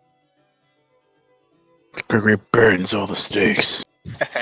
Yeah, go Making my Gregory. steaks. I'm also rolling out dough. I'll wait for the steaks to cook a little bit as I start to fill up some little sheet pans.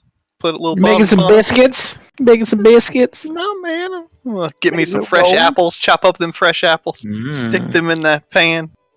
I'll make me some pies. Mm-hmm. Nice. That smells like caramelizing sugar. What is that, Gregory? What is that? I'll be in here a second. I hope Gregory saw the cool moment where he killed the witch, too. I've been poking my head out the doors, little slit between the doors, and the a little weird, Gregory. You open up the door, and like the first thing you see outside is a couple people looking off in the distance, and you look to see what they're looking at in the middle of the inn, and you just see like this weird warbling shape. You see long, flowing white hair and claws, and almost catches you for a second until you hear Samantha describing a story. And it's up, magic. Yeah, and this is the first time I've got to really cook for. Got a whole bunch of people, and I don't think I'm going to be in town very long, and I'm putting to use some of the things I've learned on the road, some of the books that I got up north, and I'm going to try to go all out for this thing. Even though it's a simple meal, I'm going to try to make the best I can. I'm also going to try to use a little bit of that DM inspiration for the good mood I'm in, even though it may be fleeting, just means I need to use every bit of it. What stat am I using for my cooking utensils? Considering that you're basically trying to make something that wows them, basically, because this is the first time you've fed so many people at once, right? So you're trying to make something that stands out. I'm just Shows a trying bit to of get the yourself. taste good. Nothing There you go. fancy, just fucking steak and taters and pie. I'm gonna say charisma for that one, as you're basically trying to catch them. You know, it's less of a trained or studied method. It's just more of, yeah, you want something to stand out to them. You want something to be a little pizzazz. Potatoes taste good. 27. As you're working on this, Greg, maybe it's just hearing the sounds of life in the fallen horse. You do hear occasionally, every once in a while, like the chortling giggle of one of the kids. It seems like they've found their way here. I don't know, maybe just everything seems to be nice and warm, and it's a reminder of why you do this, why you go out on these intrepid things, and just a reminder that you didn't just come back after a slog. You didn't just come back from death itself. You did something good, and it feels good. So that warmth seems to just emanate. That soulful feeling comes into your food, and when it's done, I mean, even though you've been smelling it this entire time, God, it looks really good. Good job, Greg. Like a big old goof that he is, right after the big show of him walking up in his big old gleaming sword and his shining armor. He just walks out, just a sweaty ass dude and holding out food. Alright, y'all, dinner's up! You got your show, now come get your meal! Marjorie, come on help me! As you Start see, to lay stuff down on the table. And keep room for pie! It's good! You gotta believe me on that one. as Marjorie, and motions over for you, Javen, as well, to help pass out some of these food. It seems like there's a Hey, lot. look, we're not freezing in time. Where did Gregory put the food? I'm hoping he's not just like carrying the tray around. Oh, there's plenty in the kitchen. Just go grab a cook. As Javen expertly just swoops and swipes his way, unable to trip or fall around these tables, makes it in, and Marjorie just looks exhausted, but she sort of keeps it high up her chin, and as she passes you, Gregory, you do see her look your way and give you like a big, corny smile. Seems like she enjoyed that show quite a bit. And then she goes in. Big shit-eating grin on his face. He's just giggling to himself, saying hello to people. Hey, Clyde! I haven't seen you in a bit. You alright? Everything? Oh, I'm great, Gregory. How are you doing? Well, hell, Clyde, you saw the story. It wasn't, maybe not all that, but it was a hell of a thing. A bargain. Keeping this one locked down, eh? We're certainly trying. Been nice and calm, though. I gotta say, it's actually nice having Clyde in town. Really? You don't find him sleeping up on the roof in the middle of the day enough? Thankfully, he's got his own treehouse for that, if he ever feels the need for sleeping up high. But no, Clyde's been busy. If he's not at home or he's not at the Heartwood Sanctum, he's out on the wall helping the archers aim a little better. I think you've got all their names memorized now, don't you, Clyde? Well, there's Dan, and there's Greg, and there's Alan, and there's George, and there's Jeff, and there's Philip, and there's Frank, and then there's actually a few women, though, Gregory. There's a Julia, and then there's a Jane, and then there's actually a Sarah with an H, and a Sarah without an H, and then there's Justine, and there's a Justin. They're actually, I think, siblings. I'm not quite sure. I don't know. He's really How many keeping original? himself busy. Yeah. As Well, Clyde just keeps listing off more and more and more and more names. glad you're still getting yourself into things. Hey, watch out for Sarah with an H, though. She, Oh, wait, do you know her? oh, a bit. We went to school. Well, Oh, you're Well, into really- school, did ya, Gregory? Yeah. yeah. I'm pretty sure, though, she's allergic to cats. So, that's all I'm saying. Just be careful with her. If you Oh. see her sneezing, you know Well, why. That makes sense. You know that Quildor came over today. Oh, really? Yeah. He's asking why you're always talking to your hands.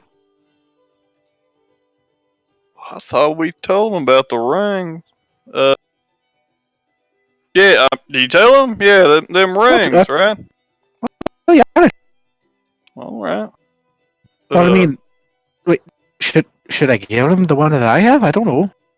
I mean, I don't really use it. I hate to take it from him. We sort of earned that, but I guess it don't really do you much good without any else around. I don't. If you I want to mean, give I it mean, up, Clyde. I mean, I'll give it to you, and I'll let you know. You just ask the gods and see what the gods want about it. Alright, well, that's mighty fine of you, Claire. It looks like Quill's gonna be sticking around with us for a little bit. And Well, that's good. I know you got your place, but you're always welcome. You want to get into some more mess with us? Oh no! I don't want to take your man from you, nothing. I mean, he's already got a ring he needs to keep on. Let's just say that. That's true, dude. True enough. Yeah, your hand's getting full. Well, then I'll take it off you, Clyde. I don't want it to get in the way. Alright. Well, you better get going. When is he bringing the pies? I'll let everybody eat first. We get dessert Alright. here in a second. Alright, watch out for Samantha, though. She's probably in the back eating them right now. Oh, hell. Trying to look around to see if I smell Samantha don't see her.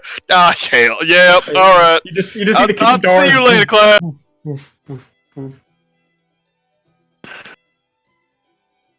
No, Samantha! Oh, hell.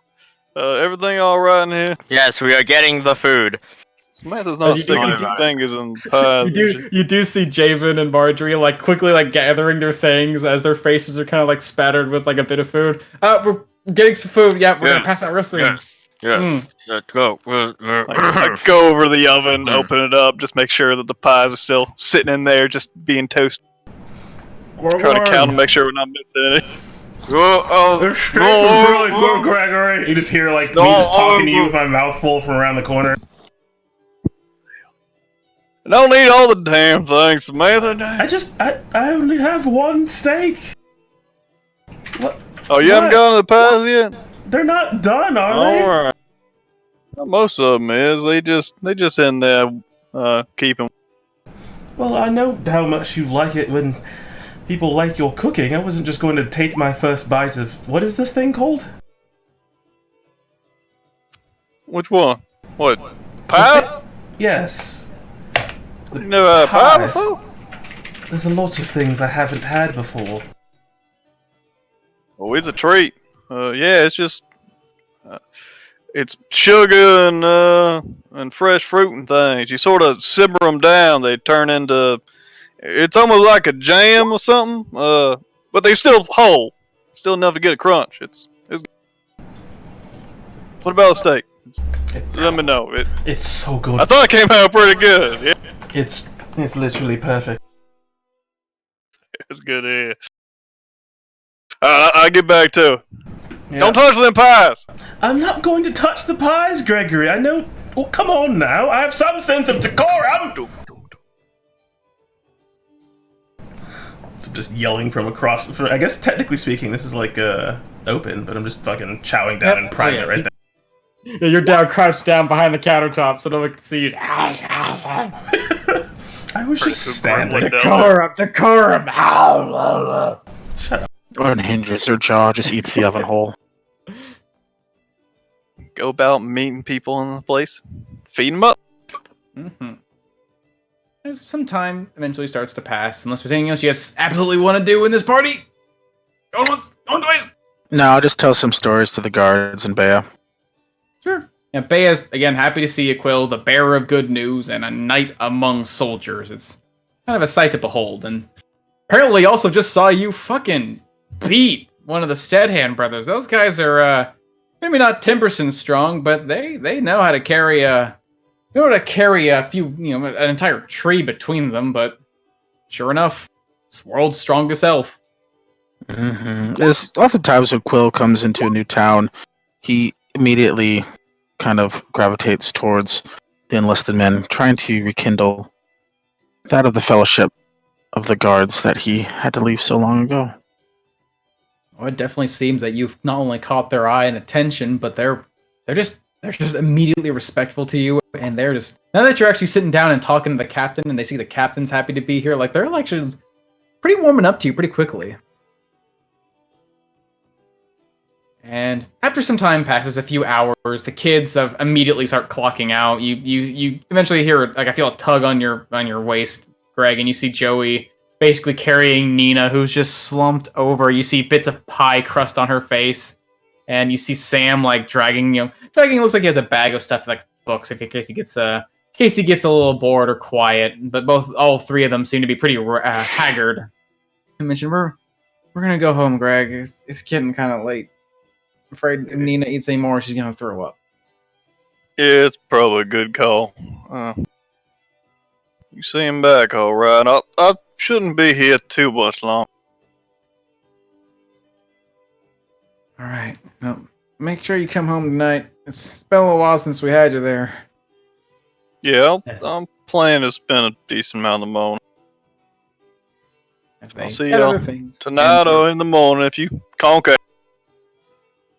Yeah. As they gather the things and walk up the door, some other members of the patron start to leave. Others who have businesses to attend to in the morning. Although it seems while Pip and the Steadhand brothers leave, Dorman still hangs out. There's still plenty more unfinished. It looks like you see him going around to some tables where there's still like bits of ale left behind in the bottles and the tankers and the flasks. And he's like, well, free game. As he takes some of them and downs them. Not really too aware of, well, decorum, I suppose. But slowly but surely, some of the numbers start to fade. Peleus and Locasta spend some time with you, Persephone, and also Midi, who seems to have just gravitated back to you. They've been away for some time, but Locasta and Peleus mentioned we gotta start going. Come by tomorrow and hang out with us a bit more. We need to catch up, really.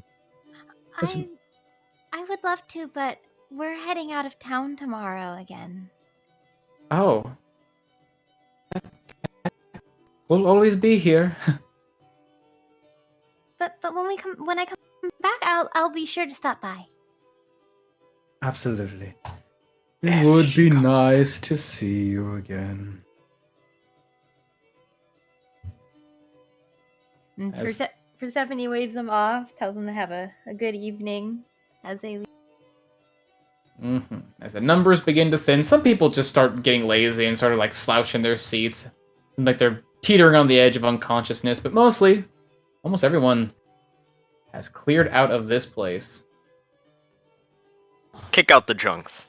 Go away. Yeah, and then Javen, on drunk duty as usual, going around kicking people, hey, get up, and they kind of get up. Come on. Can't stay here for the night. Rooms are for paying customers only. No public rooms. A couple of them being guards who look up a bit shameful, and then they get up and gather their things and trudge out, sort of teeterfoot into the night. And some of the folk here that Luna you would have recognized as looks kind of familiar. Maybe you saw them recently. They just seem to enjoy the show. They don't really say much, but they also take their departure, it seems. As Damon starts kicking them out. But Dorman seems to hang out. He comes back around the backside where Jody is. Hey, Jody! What a good little shindig this was. And so much to drink. Alright, now my free drink. Dorman, just the man. Ah, the dragon returns! Alright, so now for my free drink. Wanna share it, Dorman? I would love to share a free drink. You wanting to challenge a dwarf again? Hell yeah. Just the man I was looking for. A fool! I'm only 47 beers in. You can't beat me. Marjorie, go rest your feet. I'll clean this up. Yeah, as you see Marjorie, for a while after some people started cleaning up, she sort of sat down in a chair, looks like she's catching her breath, and she's sort of like resting her hand and her head on the table, and then you kind of notice you're talking to her, she doesn't really respond, and then you look, and she is just out. Alright then. Let's go find a cushion or something on one of the seats and just try to lift her shoulders ever so slightly and tuck the pillow up under her head so she doesn't get a big old knot in the side of her head from the... Yeah, you're not entirely graceful, Greg, but as you sort of motion with her, she doesn't really stir much. She just looks exhausted. She's been pretty exhausted for the last few days, especially everything she's been through, and now a night of hard work has kept her just from waking up at all. And she sort of nestles her head on a pillow, and just sort of, you're like a little groan a bit, and she just sits a bit more comfortably. As Javen, what kind of alcohol are you wanting to buy? What was the one that we had a drinking contest on again? It was the one that made the scorpion something. I thought it was Elvin. Yeah, it was something Elvin, and to Samantha who can't get imbibed, it was like all the lights were on her or something like that. I'm gonna go ahead and say it was called Diamond Soul, and it was a very special elven drink, aged for quite some time, and it kicks like a motherfucker. Yeah, alright. Ah. He's back for the most potent poison, I see. Well, okay. Well, it's free. I got nothing to lose. You certainly don't, Javen. I either get drunk or I win. As she takes this bottle, pours out I guess it would be a full pint, but stops halfway and then fills up another one and puts it between you two. This doorman puts his hands on the table. Boom! Alright! Both of us. At the count of 3, we drink this. And you just sit there and fall asleep one more time and give a doorman another win. How about that? Alright, you're on. Except this time you go to sleep. Okay, ready. Alright. 3, 2, 2, 1. He takes a drink and downs it. As Haven, give me a con save. Alright, I believe in me. Why just not one? As you drink it, Chamber. Got him! After everything you've been through, you've had your strength sapped from you, and you've got it back. You're at your full prime now. You drink this drink and you slam it down. It's nothing. I catch him. Before his horns hit the table, Quill, you're immediately there catching him, keeping from hurting himself. A shield nonetheless you are. As Dorman downs his Oh, fire! Oh, but the fire's still too much for the dragon. Maybe next time for that. Can I try one? Another round, Jody. Are you Tremendously disappointing. I guess Javen's only really good with his drink when it comes to fighting. Have you had your free drink yet, Quill? I don't believe so. I mean, the Stead Hands brought me a few because I beat them in the arm wrestling. I certainly did. Alright then. Another run for you too. I'm so ready! As Dorman, it just seems like he's getting more and more intoxicated, but he pours a drink for you and for Dorman as well. She takes his mug. Alright, Elfman. Strongest elf in the world. Let's see if it helps your constitution. How strong. Persephone's gonna like pop up on the stool next to Quill. I haven't got my free drink yet. Do you want one too? Dorman, give nods. Yes. Give this. Not old enough to drink. Give this woman a drink. I'll share mine with you, girl. You might need a little help from old Dorman. No, she can handle her out. You alright, Jody? Give her a drink. And she just looks up. Yes. This is Come on now. Very badly. Do it. She pours out a drink in front of you, filling a tankard half. Alright then. You have to call the die roll you want. It worked for me. Alright. Elf and elf versus dwarf. It's just like the war. And guess who won that war? The old dwarfs, they did. Nobody won the war. Oh, we did. We won. We're still... just drink our drinks already. I'm starting to spin here. As he takes his 3, 2, 1, 4, and pulls this to his lips. Says, "I'm going to need con saves from both of you if you're drinking."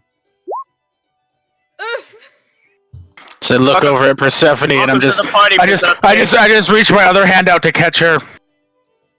You see this immediate look of like regret before she comes down. I'm sure it feels like pure fire Oh yeah, going down your throat. Yeah, as immediately before you hit the ground, Quill takes his hand, moves it over. Quill, this stuff burns terribly, but you know what? You've been smashed by trees recently. You've had your life drained out of your body. You've been through hell. And even worse before this incident with the witches. The feeling that, basically the trials you have to face here do not compare to what you are drinking right now. It does leave you a little bit feeling like the seat beneath you is sort of shifting to and fro. It feels like there's still a fire burning inside you, but you're in good health. And you've withstood worse. Yeah, not bad. Warms the loins. Let's see, and... how do you fare? Ha! You see, dwarfs win the war. And though he keeps his tankard in his hand, it seems that after so many drinks and 2 rounds of this Diamond Soul, Dorman is out for the count. I think I won again. Just gonna look around, everyone's passed out. Well, alright. So I'm just gonna making a fool out of yourself. just gonna like hoist like Persephone over my shoulder and walk her to her room and make sure that she gets in the bed and just flop her on there, then come back and grab Javen and hoist him up and walk him to his room and put him in. Just used to dealing with drunk, passed out people. Well, that was interesting. Well done, Quill. Please, someone tell me if she wakes up and she throws up in her room, someone will clean it. I have it. What she's got. As she returns back to Luna. Oh, a successful night, everyone. Well done. Timperson, Samantha, Luna, Javen, Persephone, as she gets held off and turns back to Quill as well. And you, making quite a show. Very impressive. It seems the gods themselves are starting to warm up to you. I'm awake. Yes, immediately Javen, he's used to being in drunken stupors. Back on his feet. I black out for a moment, but man, that's Javen, fire! You wake up and you see, like, what happened, and you see Dorban unconscious on the table. Whoa, I won! Hell yeah!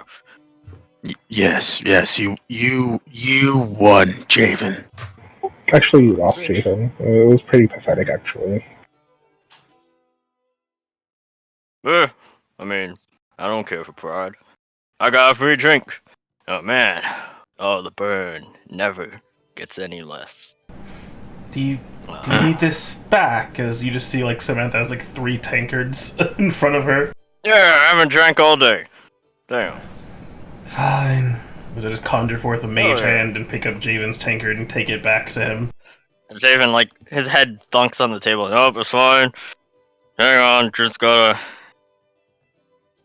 You pass out get skin, the I'm stars out of drinking my it. stars out of my eyes. Gotta get the adrenaline pumping. Give me a moment.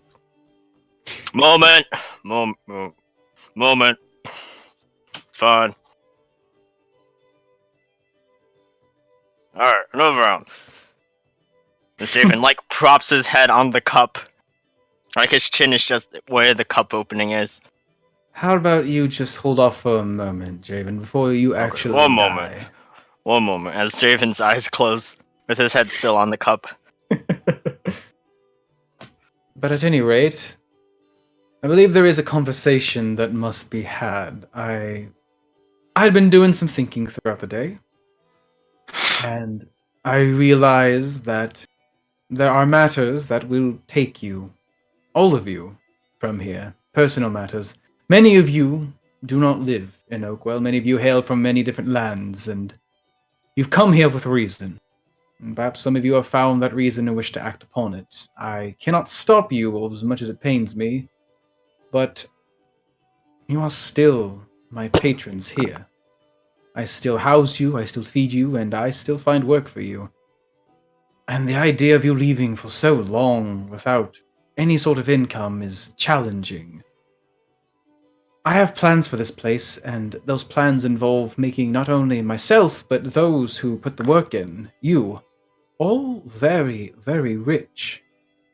But to do that, I need you here working. And so I have come up with something of a plan of sorts. But before I get into the details, I believe we might have someone with a similar mindset. Luna, you wanted to speak about something. Was it private, or...? Well, no, as she reaches into her bag of holding and pulls out the wanted poster.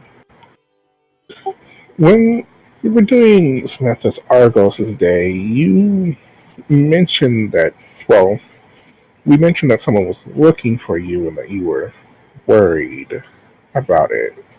During that time, someone was going around breaking and entering into other homes and inns, I believe looking for you. Hey, I heard of this one. I remember meeting him. You had a small guy. Javen says, still with his eyes closed. What? Was it just a small guy?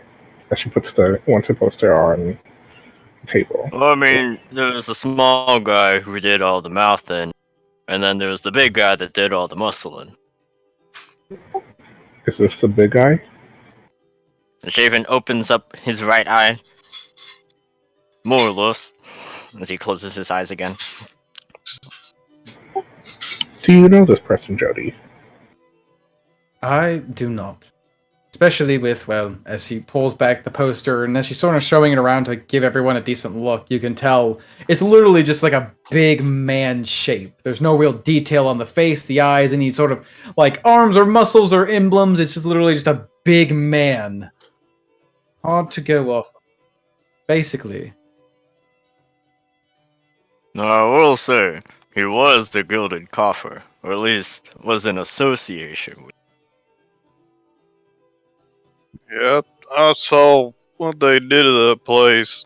All down the street, they ripping doors right off the damn head. But we gotta. I mean, we sorta gotta leave, but I thought we were avoiding all that mess. That would be ideal. True, but there's nothing that necessarily says that we tell them that we're hunting for them because of Jody. We're looking for them because of their actions on the village. That is a fair point, actually. Well, I can't be seen with you guys. I'm sure. Go ahead.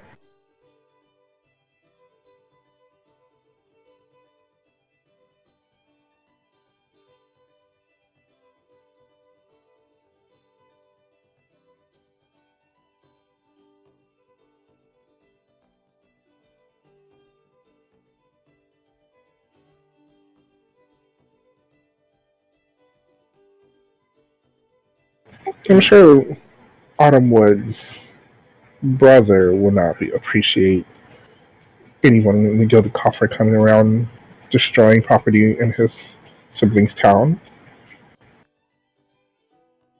Well, let me see this as she looks over the thing. 500 gold is pocket money at this point, but there is one advantage, I suppose, to this task. Seems like Gilgout doesn't want you to apprehend the man, doesn't want you to point the gods his way, they simply want information. You can find anything. Keep it on the down low and report it back when you return. I suppose it is, well, easy money. Not actually as much as I would hope for, but I'm assuming we need some proof of something, right? We can't just go and tell them, hey, I'm pretty sure these fellas are from the Guild Coffers out in Cross. I mean, that don't do them no good, right?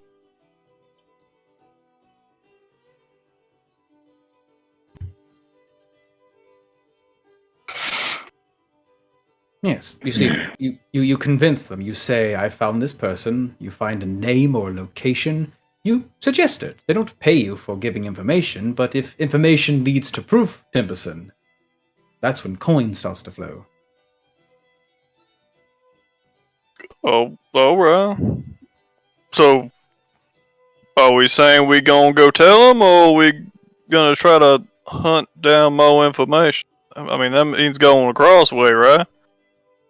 Seems the road is leading you there, and that is what I fear for the most part. Crossway is a luxurious city full of coin and trade from all across, not just Mobia, but Hearth. But there is a sour reputation among the more disreputable dregs that there. Javen is quite familiar with that place. He can inform you with all the vileness that resides. Of course, we don't want to stay there too long, but we can stay there long enough to obtain some information. Maybe take 8 days. I suppose so. But all of this is to lead me to what is truly my main point. 500 gold pieces is considerable, but not as much as I'm needing now, not as much as I wish for you all to have. You're all going to be gone for, I'm assuming, at least a month, and that is a month of which I'm assuming I'm going to be spending my time training Marjorie to help keep this place running. The place where you guys are not going to be out on grand quests earning great amount of coins or working for nobles to earn fortunes. You're going to be without work.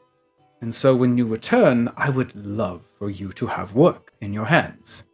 Now currently, my own ties are limited.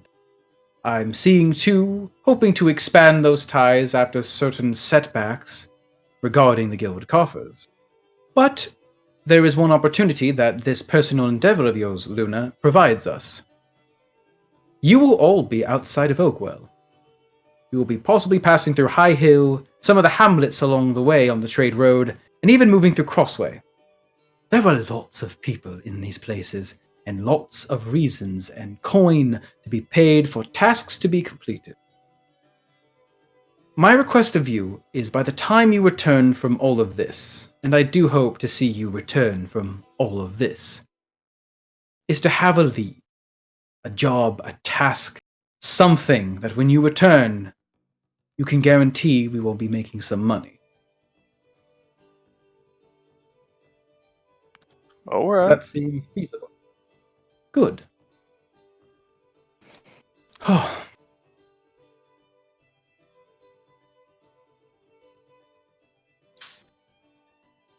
If the opportunity presents itself, I would never stop you from earning coin.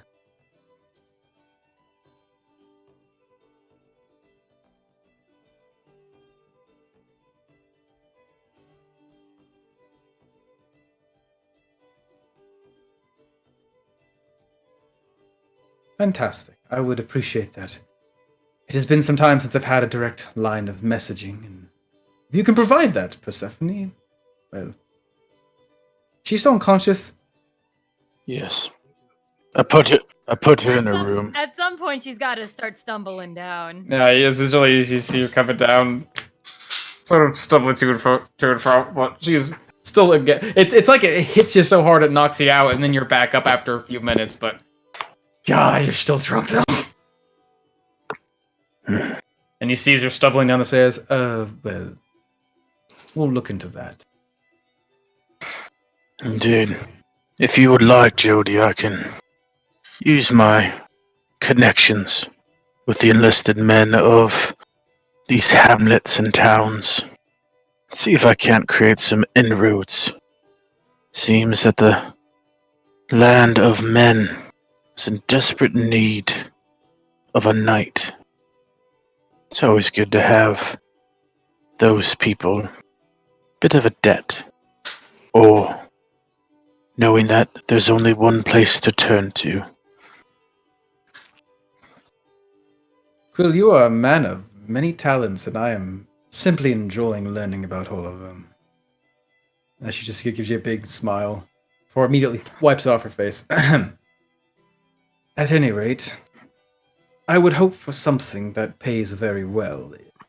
I believe we have been recently spoiled by the likes of a certain Lady Blackburn, but I must say, a fortune is what we are hoping to aim for.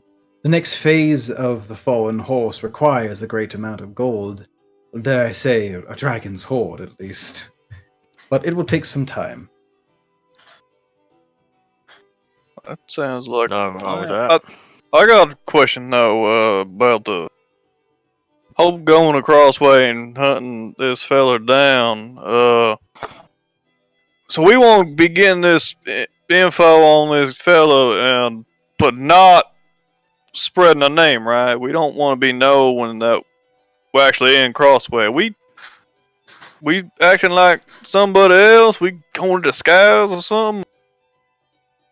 However you wish to approach it is up to you, Timberson, but know this, a criminal with a bounty on his head simply for information and a name, well, if they catch wind of such a thing and they hear people looking into them, well, you wouldn't want them knowing your name, especially where you're from. Indeed. Alright, so no Valiant Vanguard and Crossway. Oh, personally, I think we should just avoid all that mess and.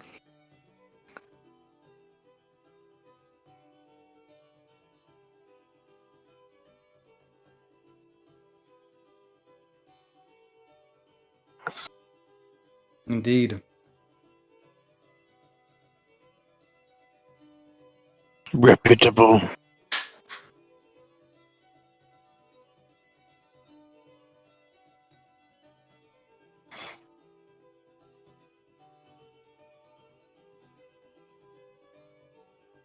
All right.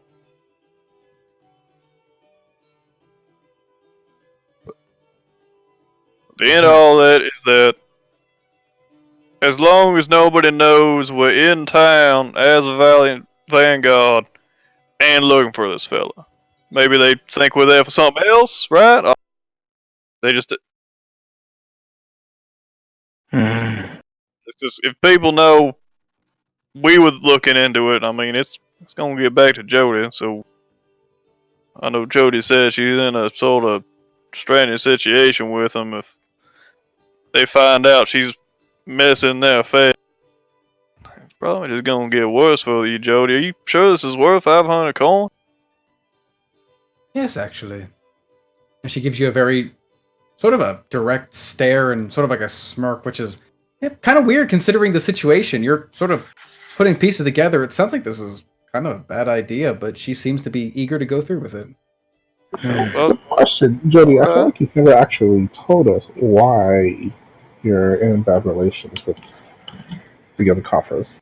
well, I, she I did. believe I went into No, the she did. details. It was because they like keeping people under their thumb, and if they can find Jody, So Similar an Jessica, offer she can't refuse. Similar to our situation, Luna, although much less dire. When you find someone who is very useful, you wish to keep them close and keep them as part of your company.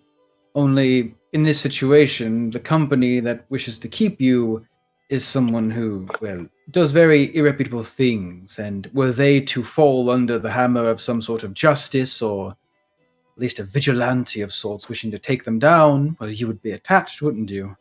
You would be a part of them, and you would fall with them. When one card falls, the entire house does. Indeed. They've been very insistent on me joining their ranks, but I have done everything I can to stay in their good graces, and yet not stand among them. But Walking the tightrope. All right.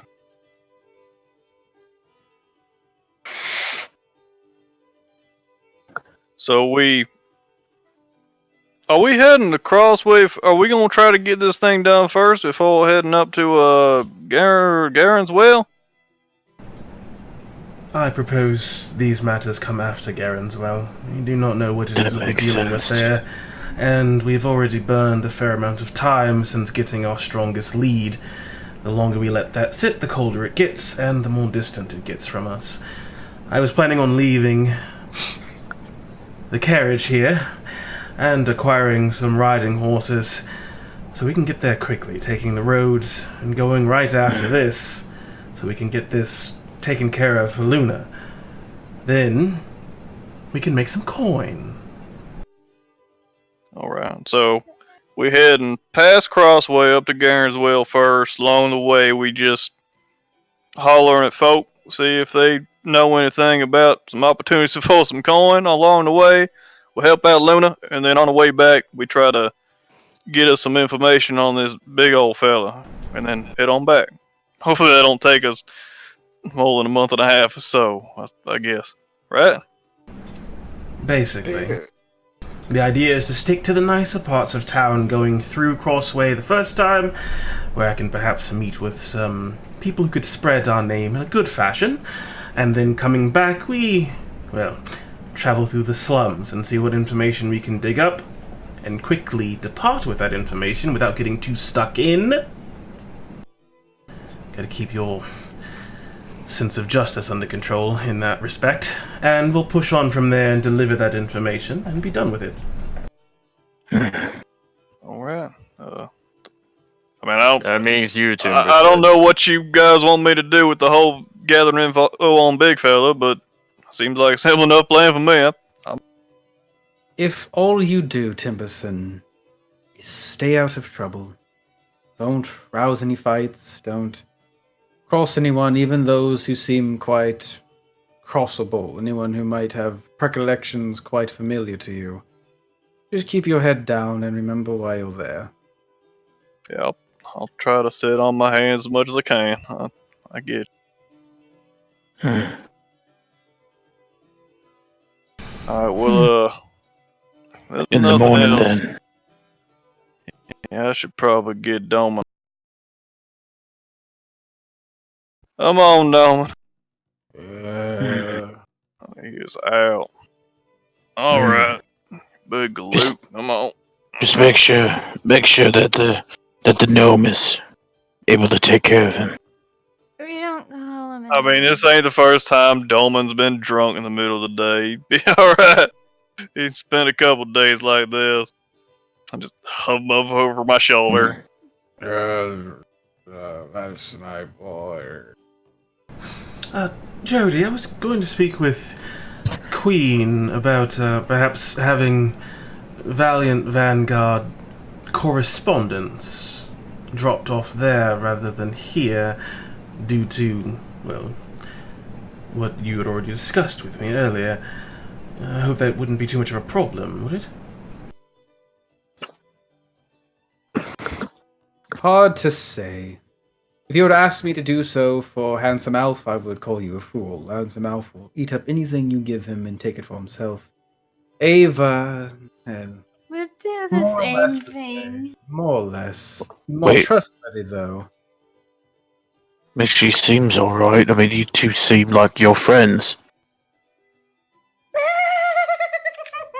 We have a bond, is what we have. Mm. Greg out would do anything for money right now, he would take it. Queen, I have never truly gotten a handle on. I suppose out of everyone, besides Ava, is probably the most trustworthy, but simply through not knowing. Him and I are developing a bit of an understanding. I don't think it should be too much of a problem, but it is something I am willing to not bet my life on, but we shall see. Test the waters, so to speak, and, well, betraying me will be literally the last mistake he'll ever make, if that's the case. That's what I'd like to hear. And hey, then you Can I have two insight? Can I ins. insight like how to the extreme Samantha would go if somebody betrayed her? Roll me an insight check? Question mark? Question mark? Oh, is that something you can insight out of I somebody? mean, when Samantha speaks, she's usually, in a way, pretty genuine. She's never too enthusiastic about one thing or the other, it seems like, but when everything she says is always, like, you take it at face value when she says it. She's pretty straightforward and literal. And, yeah, I mean, all you can tell is that she's very, possibly attached to the things that she claims to be hers, and the idea of someone maybe taking it, yeah, she might. I mean, you've seen what she can do when she's been angered. Mm-hmm. Not too far stretched, but really hard to say. And I am curious as to what your...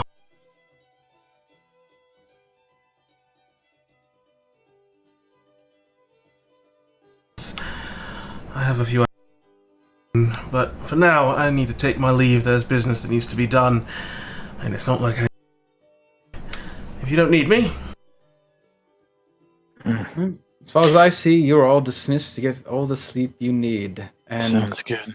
Where are we having myself or Marjorie stay? Marjorie would stay here. If you're keen on staying with Ava, I'm sure she has a room open for you, unless... Fair enough. Well, Which room is Marjorie's? whichever one is open and not taken. Fair enough. Perhaps... No, I'm sure Timberson's got her. Oh, what? Speaking of which, she conked out over there, Jody. If you want to up quick, Yeah, I've Quill's got got her. it. well, I'll see y'all in the morning then. Come along, Marjorie. It's time for bed. Yep, Jody, I might be a bit late. I promised the kids I'd spend a bit of the morning with them. Is that alright? that is fine with you. Truth be told, I would simply wish you would begin this task as soon as possible, but the time will be time. A month is still a month, no more day or less. And Luna, I don't want to seem off-putting when it came to simply dismissing your task at hand. I understand the importance of family and the connections they cause, and I simply wish you the best of luck in this endeavor. Thank you, Jody. I do plan on coming back. Oh, good. I don't have to guilt trip you then. Fantastic.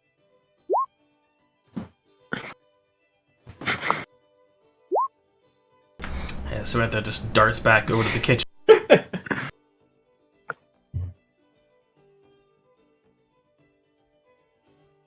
Out, holding the door open for Gregory, and then just kind of disappearing into the night as I'm leaving town.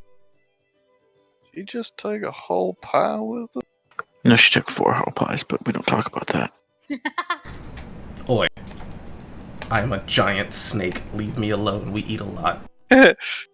Head out to walk across town with him, just enjoying the midnight or the late night air. I don't know what time it actually is. It's actually pretty late into the night now. You guys started this about like 6:30ish in the evening when the whole party started, and now it's gone on for long enough to where I think it's dead at night. I'm just hauling across, enjoying the air, and also just smelling stinky dwarf. But The feeling of home, a sense of home, a smell of home. Oh Jesus! it's an event that has happened before of hauling Dorman's drunk ass across town.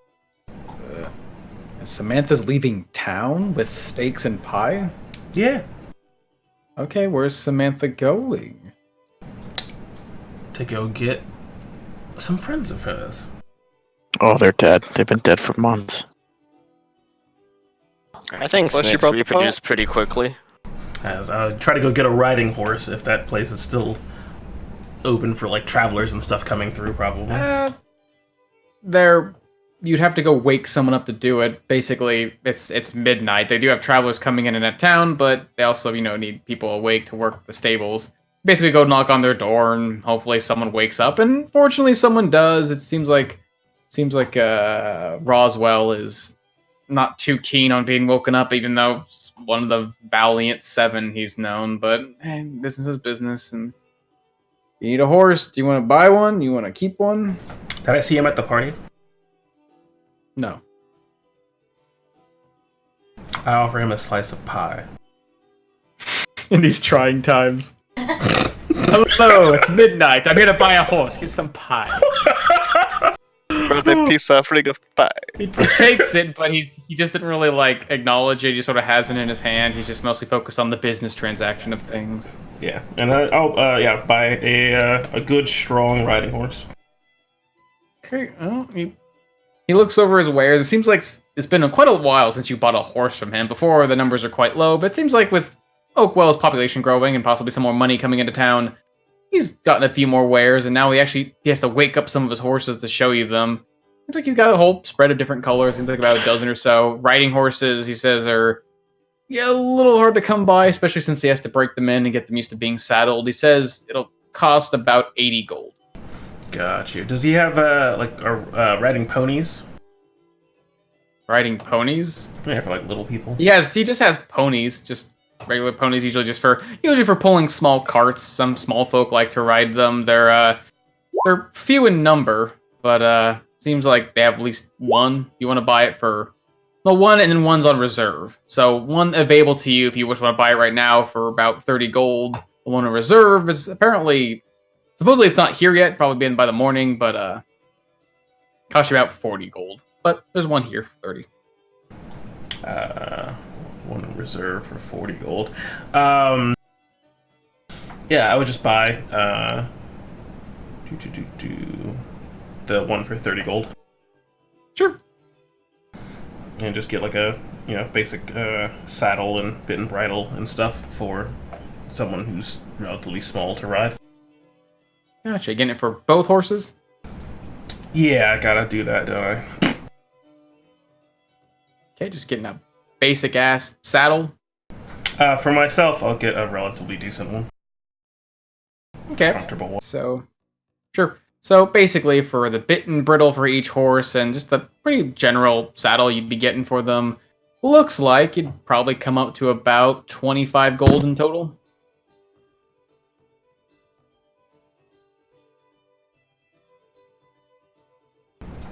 Minus 8, minus 25, minus 30.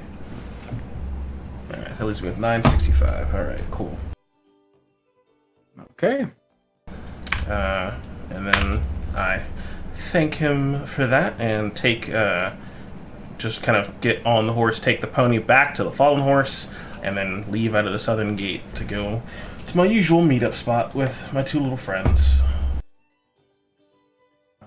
Sure, it's gonna be a late night travel. You've been up for most of the day. It's gonna be a little challenging. You think you probably get there and still be fine, but getting back might be a little exhausting. You have been up literally all day. Yeah, that's fine. Okay. As you spend some time going down south, you see some familiar sights, although in a different light. Usually when you take this path, it's during the day. You know, usually in broad daylight where no surprises come out jumping at you, but maybe just feeling more powerful than before. Than when you last traveled this road. It's not quite as daunting. You do hear the sounds of life surrounding you, and after about 3 hours or so, it's early into the morning at this point. You do find a small outcropping cast in midnight light, as you do find a small, tiny little pillar of smoke and a small, tiny little ember of flame burning inside of that little divot inside the cliffside. As coming around the corner, hearing the sounds of crunching and munching, you find your goblins. And it looks like a very fat rat, about the size of a large dog, resting behind what looks to be Timber Maw. It's been a little while since you've seen these guys. It seems like the little rat he's been taking along with him when you went up north to Broken Ridge for the first time has grown a bit larger, a bit more well-fed. Timber Maw, his armor a bit more rugged, and his face a bit more cut and scarred. It seems like he's been seeing some trouble. And Marrowtooth is just... You got him some really nice armor, you got him some nice spearing, but it seems like his rough and tumble ways have dirtied all of it. It seems like parts of the armor that have been broken off and probably seen through some conflict have been replaced by mats of leather from animals and just bones. Even one of them looks like it'd be like a pauldron just made out of the skull of some large bird, probably like an axe beak or something. But they hear you eventually coming up upon them, and immediately, like, Marrowtooth pulls out the spear, and Timbermaw, like, jumps behind his rat and pulls out his bow and aims it your way as they're just ready in fight mode. Ah! Oh gosh, that! As I just drop my disguise. Your queen. Come on. It has been a while, hasn't it?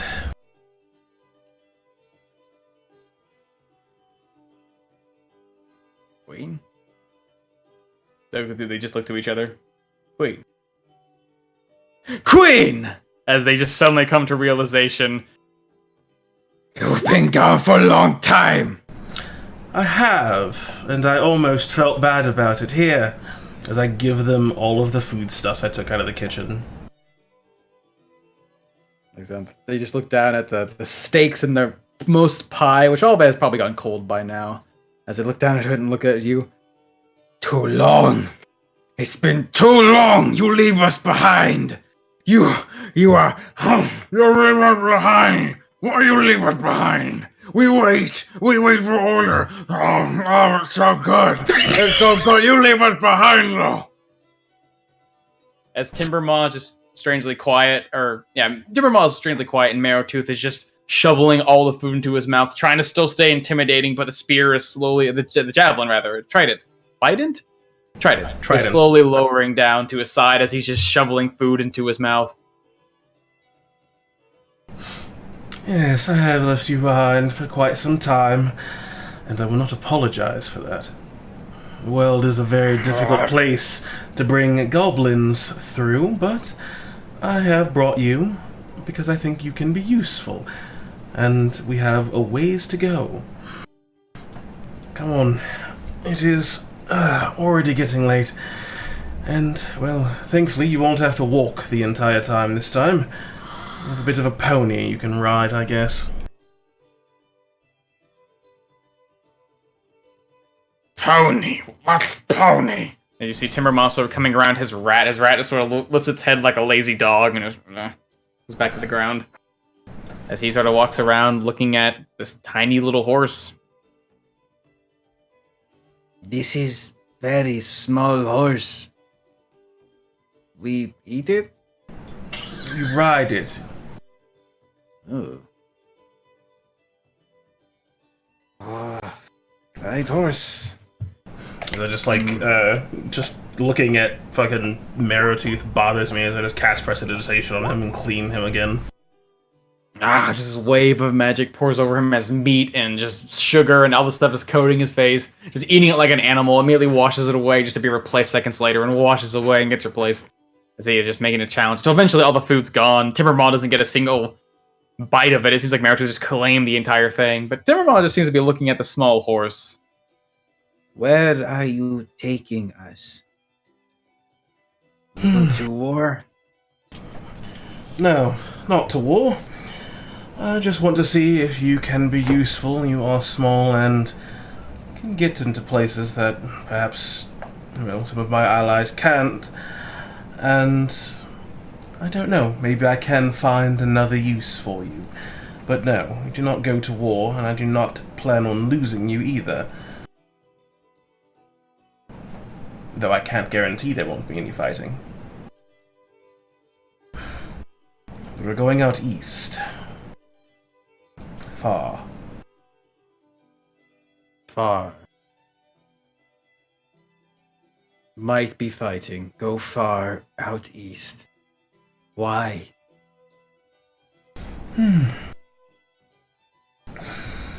Well, I'm hoping to help a friend of mine, and also make some coin along the way. Coin that I will distribute to you. And in doing so, perhaps also be able to get you some niceties if you want them. What other reasons do you need, besides the fact that I'm telling you that's what we're doing? As all of my snakes just look at him and just... I'm not trying to be truly intimidating, but I am trying to remind him that I am above him. No reason. As his eyes sort of revert and he goes back over to get his rat. He takes this long leather cord and sort of pulls on its neck. It finally sits up like a squeak. As he gets back on its feet, sort of skitters behind him. We go. Marrowtooth's Terrible, good, delicious, awful food. We go. Ride weak horse.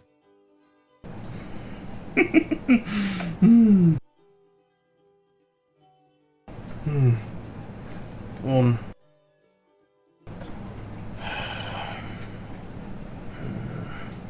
As I just sort of make a mental note of that. Okay. Are you bringing him back to town? Yeah, I'll ride back up north and around Oakwell.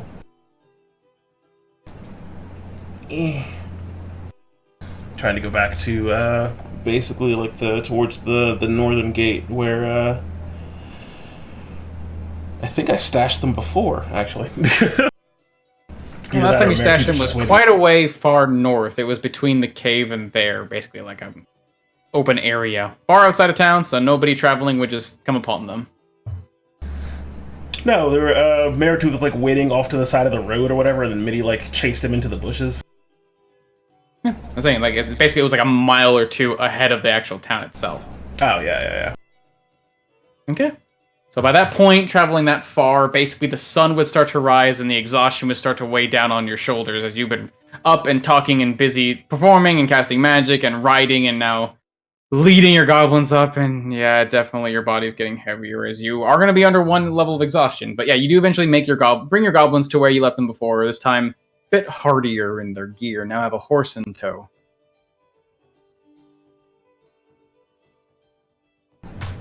And I just say that I'll meet back up with them in a couple hours as we depart from Oakwell, and just sit tight as I go back to Oakwell.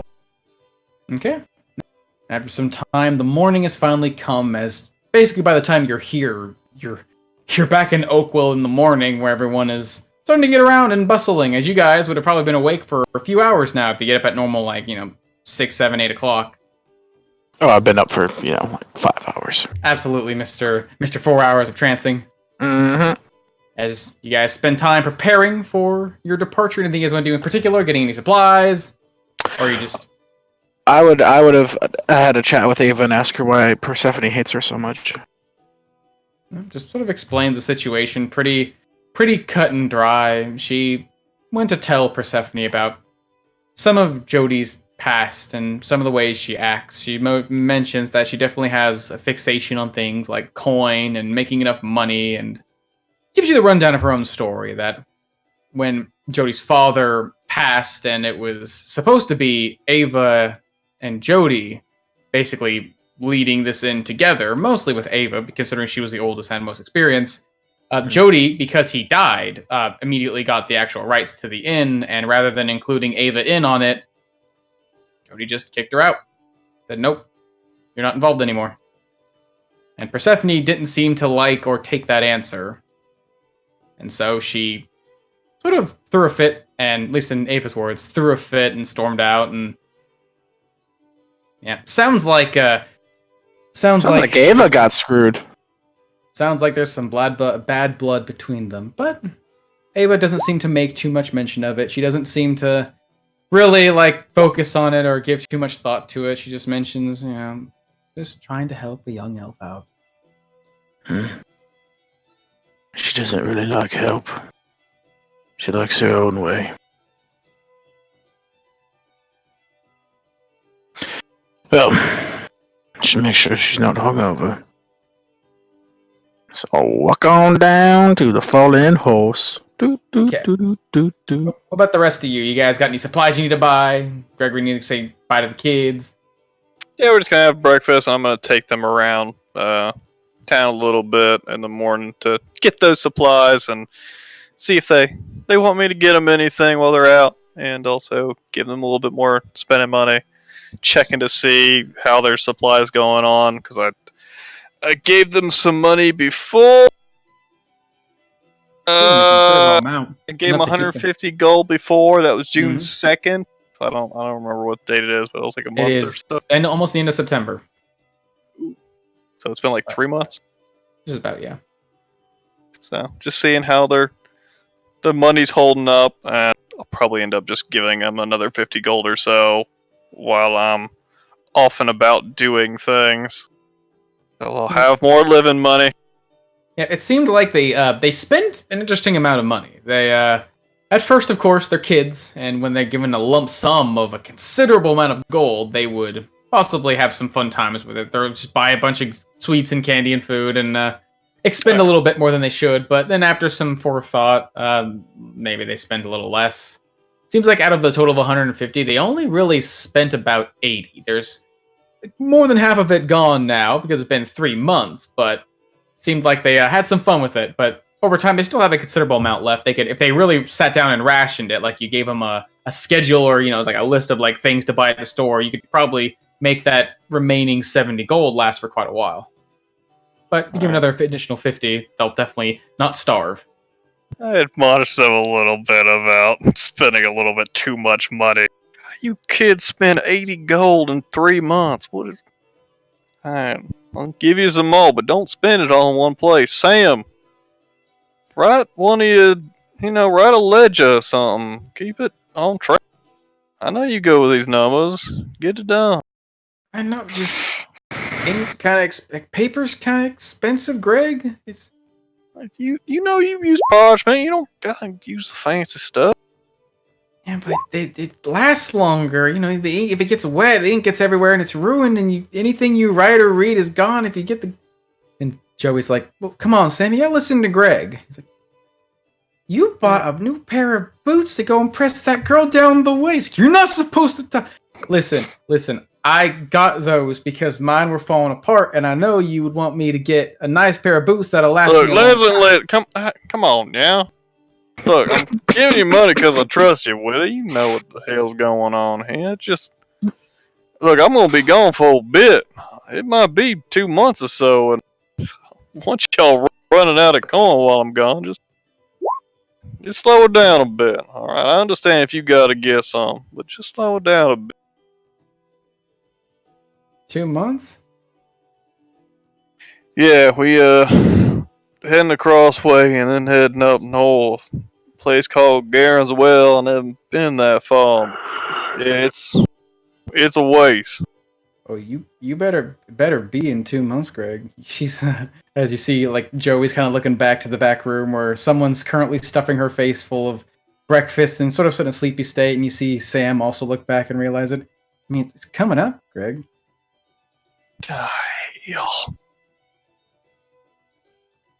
Yeah. Look, I'll do my damnedest to get back, and once I am, I'll try to stay as long as I can till the next thing. All right, that's a promise. All right. But just to be clear, if when it comes up and we have extra money, we could totally like get her a. I mean, it's fine then, right? Oh yeah, of course. Good. Hell, I remember to get something while I'm out. All right, well, we gonna at least spend the morning together. Once Nita's done eating, let's go shopping. We can get you guys some out of my pocket, out of the coin I'm getting. Then I'll be off. Everybody else is gonna be waiting for me. As they go back to their business, sort of trying to keep quiet about a certain topic that will become relevant in the next couple of months, it seems. As the rest of you, anything else you want to specifically do? Any supplies you need to buy? You guys are planning on traveling. Persephone is going to take some time to finally get her gardening supplies in order, set up the in-home garden, and set up a couple of herbs to grow with the little dewdrop terrariums that she got from the greenhouse. I can give you that list, but she'll also spend some time to give Marjorie some care instructions since she's going to be gone, and at least it keeps Marjorie busy.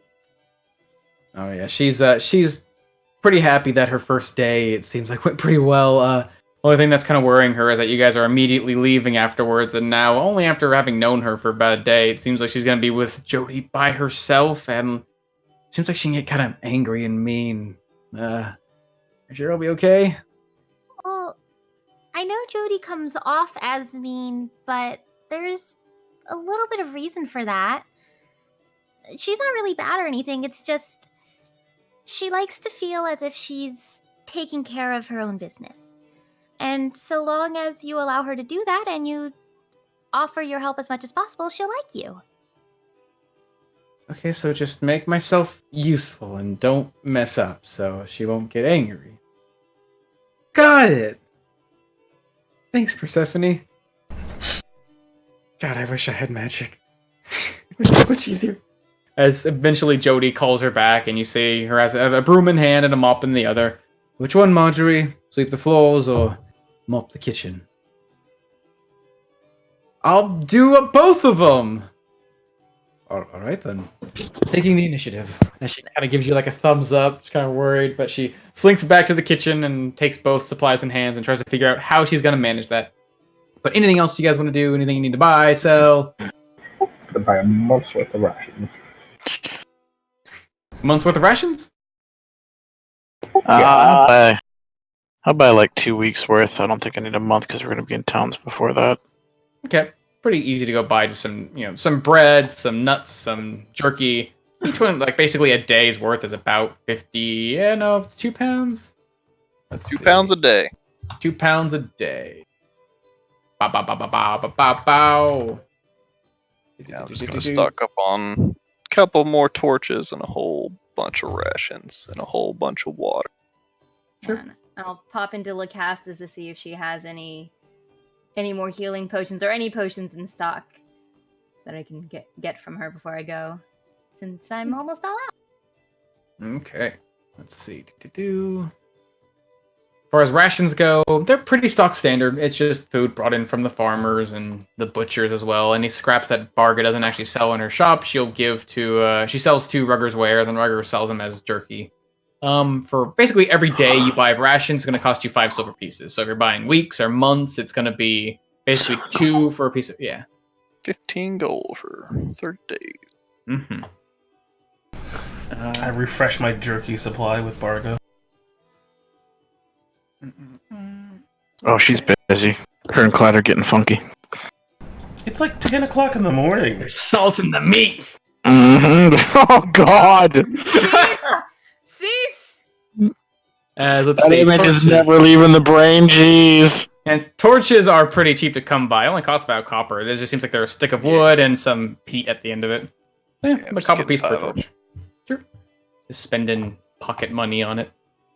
And the potion situation seems like Locasta has been recently bought out a while ago. She's been trying to restock, and she only had a small amount before that was also bought. She does have a couple in stock, though. Only basically about... How many? Say 1, 2, 3. She seems to have some pretty... At least 2 stock standards. Seems like the last couple of weeks, every time you guys come back, you clean her out. So she has about 2 normal potions, each one for about 50 gold. And she has one that she actually used a bit of the remaining Liscus to help reinforce as a greater healing potion. That one, she would only part with it for a greater amount of money, but because, well, she wouldn't have had the Liscus to do it if it weren't for you, she gives you an easy discount of only about 150 gold pieces. I'll take only that one because I don't want to clean her out. Sure. 150 gold pieces for a greater healing potion enforced with Liscus. Yes. Nice. Oh, I gotta buy another lantern since I smashed mine. Okay. Bullseye or hooded? Bullseye lantern since we Sure. basically ruled that it can function as best. Sure. Be 10 gold pieces. It's a pretty... You actually find this one, maybe find one that's a bit stronger, although you did sort of smash it on the ground intentionally. You find another stock standard looking one. Pretty well held together, made of iron. Reason for you'd buy it for 10 gold pieces. And then how much for a water skin? Water skin's not super expensive. It's only about as much as rations, about 2 silver pieces just for a simple one. You can buy larger ones that can hold more, because these ones can only hold about just 5 pounds of water when they're full. But if you buy a larger, I want to buy some big old sacks that I can stick on the back and near. Sure. The largest they would actually sell that Regger has is about 20 pounds, and they're pretty big. They're pretty freaking big. They're big, it's like a what do you call it? A bagpipe size thing. It's a big old thing just holding under your arm. If you want to just carry water on you for long journeys, it's pretty good for that, and that thing will cost you 2 gold pieces. If you want to buy something smaller, they have one for about 10 pounds, about half the size, for about 8 silver pieces. How much water is somebody drinking a day? Like half a gallon? Well, if you're traveling a gallon.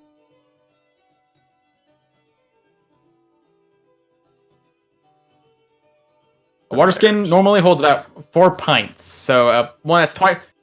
So the way it works is a normal water skin holds about half a gallon. A larger one that holds 10 pounds of water holds about an actual gallon in itself, just collectively.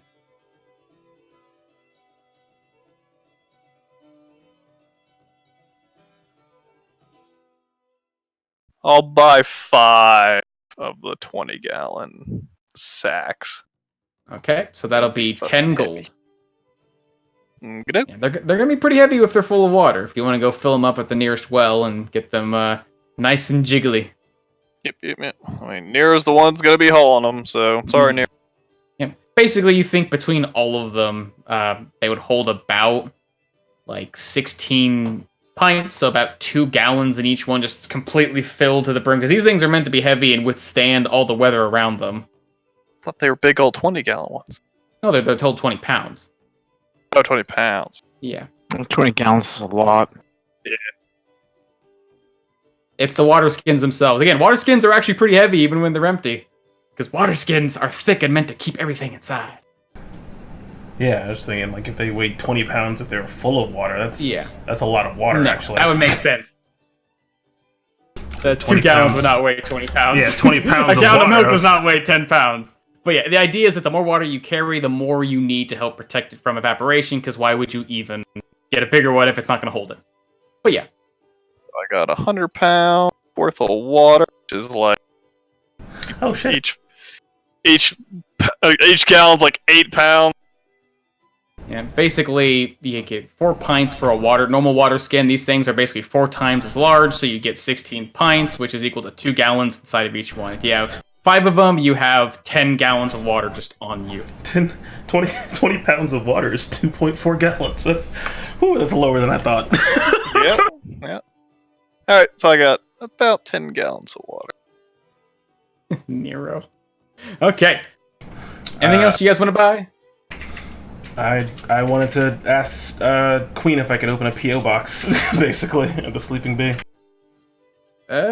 I mean, if you're just receiving letters from him for this place, he's more than willing to do so, although he'd be willing to, charge you a handler's fee. I mean, it's basically, you're, in a way, not just getting letters, he's not just holding on. I mean, he's doing you a big favor, you're in an establishment, he'd basically charge you some rent, even though you are his dear friend. Basically, you send him letters? Sure, why aren't they going there? Well, because I don't want them to go there. Oh, okay. They're coming here? Okay, well, I'll maintain your privacy. You're sending it to my personal abode, so technically it could go to me, but I'll maintain it for a small amount of coin. How long are you going to be gone? Or you want this to be indefinite? I wanted it to be more or less indefinite. Why? How much were you looking to charge? It'd take about 5 gold per month. I can pay that, that's fine. With the first 2 months up front. I was going to pay him 10 gold anyway, so we're on the same wavelength. Of course, we're always on the same wavelength, Samantha. Well, always. I know what you're thinking at all times, Samantha. No, you don't, Queen. Yeah. You guys, eventually, you're ask him if he has any coffee. Coffee. Of course I have coffee. Cooked or bean? Hard to say. Just whatever your lightest roast is, please. Alright, makes you a small cup of coffee after some time. It's pretty light. You look at the actual liquid itself, it's more like a dark tea than it is a light coffee, but yeah, fine. Costs you about, coffee's not super cheap, but it costs you about 2 silver pieces for a little cup. I just have that coffee and just like shoot the shit with Queen and then get out of there. Okay. Anything else you guys want to do? Going once, going twice? Luna, anything you want to buy or do before you depart on your grand personal quest? How much was the rations? Rations are 2 silver pieces per 5 silver pieces? 5 silver pieces per 2 pounds. Basically, a day of rations is silver pieces. Okay. But yeah, that's it. Okay. Alright. I do just leave the snakeskin sheath at home. Okay. I buy 2 barrels of ale. I strap one to me, and then... Oh wait, we're not taking the carriage. Javen contemplates life as he has a second barrel, and then slowly gets another barrel of rope as he attaches it to the front of him. Now have a barrel on the front, barrel on the back, like those baby things. Jesus. Alright. It's just barrels all the way down. Yep, So you're Javen's ready for 2 months without Jody. Buying 2 barrels from Jody? Yep. Okay, she's gonna charge you about 5 gold for the whole thing, which is exorbitant for what you're basically buying, but this is the second barrel, now 2 barrels you're trying to take from her and return to broken. So she's charging you up front for it. Sure. Yeah, Javen's ready for 2 months. How the fuck are you gonna walk? Yes. Waddling. You just penguin it the whole He's way. penguining the whole way, yeah. Alright. So if there's anything else you want to do, Jody would actually see you guys off as you guys get your horses together. Now it seems like you're not taking the carriage this time. You actually each, assuming besides Javen, have an actual sizable horse with them. You guys gather your supplies, get your horses together. Jody just waving you guys off and reminding you once more. If you return here empty-handed without coin or lead, there's going to be some trouble. But safe journeys, and Luna, the best of luck. Yeah, you be safe too there, Jody. Or like a tire wave. I'm excited. New adventure. Woo! You guys make your way up to the northern gate. You're greeted, allowed out. It seems like you guys are back on the road after being gone from Oakwell for quite a little bit of time. making your way north just ever so slightly to get on the main path before it seems like we come to a certain stop with Samantha, assuming you are stopping for them. Yeah, I'm just gonna wake them up in the middle of the night and just leave them again, just to make them hate me even It's more. a power thing. I'm intimidating you. Yeah, it's a power move. So as soon as we get out of clearance of the gate and making sure there's no one else on the road, I just kind of call to attention as Samantha's noticeably kind of tired for the first time, because she normally isn't. And she just seems to just kind of be like forcing her way through her words. I went to go get my rather short-statured green associates. I wanted to see if I could perhaps put them to use in this endeavor. And I wanted to make sure I didn't lose them what either. now? Oh, you need to you should probably explain that to Quill before Yes. they die. You know how we appealed to that literal fiend's better sense of judgment and goodness and purity of heart and so on and so forth. It's not the first time that we've really done that with a lot of the things that we've encountered. Centaurs before, and even some goblin tribes we'd run into down south and to the east as well. They are not all alike, and these two are goblins under my control, under my orders, and they have been rather useful in gathering information for me in the past. So they'll be waiting for us up just a ways now, probably about another 45 minutes or so on the road. Wait, you keep goblins? I keep 2 of them. I keep anything that can be useful for me. If they are no longer useful, well, then I will no longer keep them.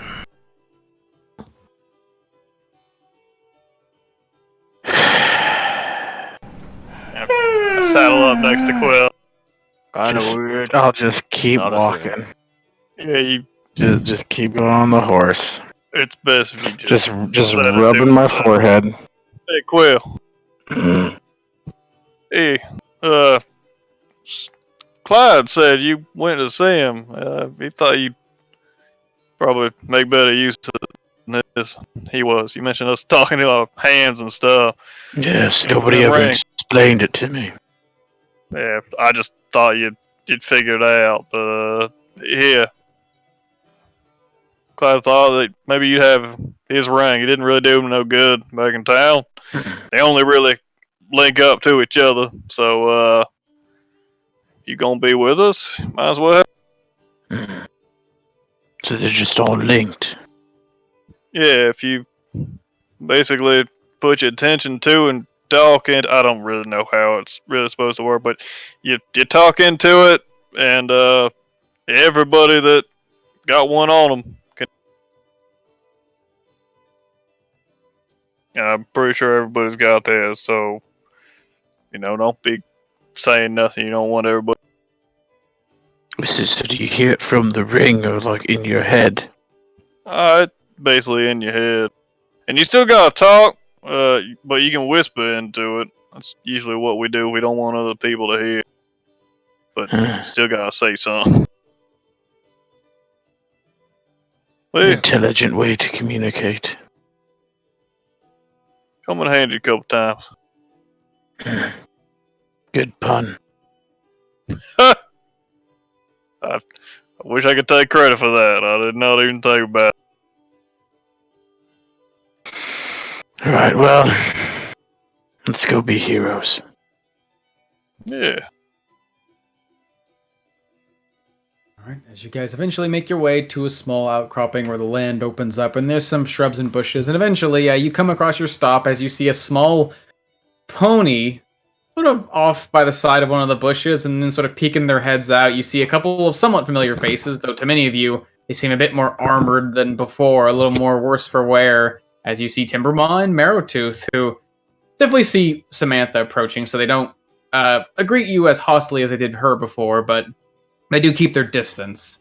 As you see this tiny little goblin covered in bones and metal holding now it looks like a trident where one of the points had been bent, but still functional, stands out, and then you see, sort of coming out afterwards, a more quiet and sheltered-looking goblin, reserved with one hand on now a empty leash.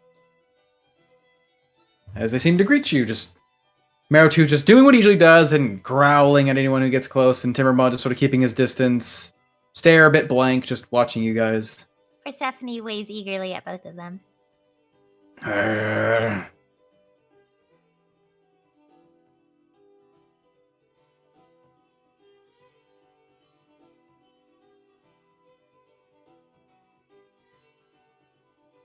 He picks up a bag that you see is just dripping with red, pink fluid. Food for the road.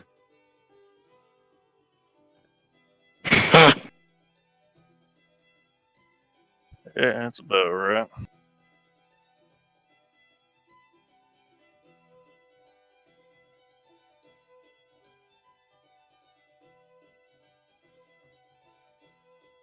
Goblins in tow, you guys begin to make your way off the east. Big question for you guys is, along the way, some of you would know more, that there is the small village of High Hill. There are other hamlets. Maybe Gregory's been to one or two of them. A little human settlement and a small halfling settlement. They're just a cluster of houses and farming communities. But you guys are in a hurry. So first question is, what pace are you traveling at? And second question is, are you going to stop at these towns for any rest, or are you just passing right through? I know Quill mentioned he wanted to earn some favor among them, but you also mentioned you guys want to move quickly. So what's the consensus? I vote move fast. I'm definitely in the camp of ride hard and fast, going to Garenswell, and we'll take the scenic route back. I mean, it may be good to build some favor before we go, and then on the way back, cash those favors in. I figure we just try to match our pace with trying to reach the next town each day, so we'd be in town when we could rest, so we didn't have to sleep out in the wilds and meet with people. So if that means it takes us a day to get to a place, or it takes us a day and a half, that's just how far we would get. We sort of vary it up. Yeah, I think it'd be good, like, if we plan it, so, like, on nights, like, we're staying in some kind of populated area. Well, it's like 90 miles between High Hill and Dawnshaw, so you can't do that no matter how you cut it. It's more than one day.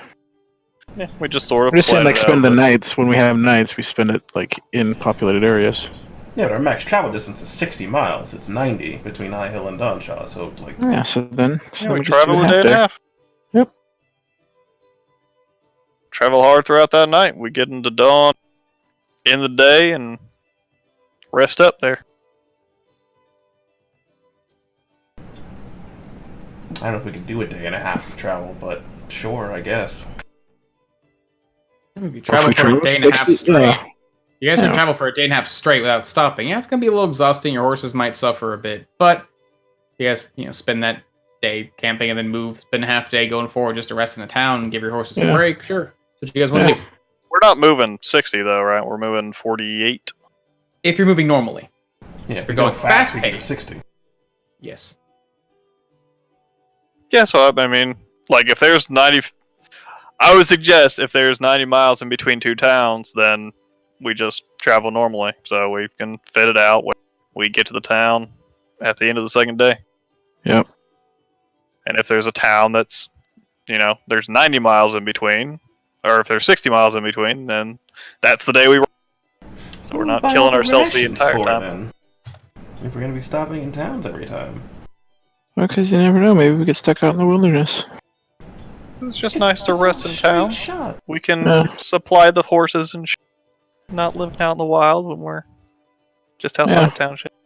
And connect up with people and get favors and get quests and, The hard thing was to gather rumors. The better question is, how long are you planning on spending in each town? Because if we're coming in the middle of the night and then going to sleep, so what you we wouldn't be going like in the middle of the night. I would imagine we'd get in like at 8.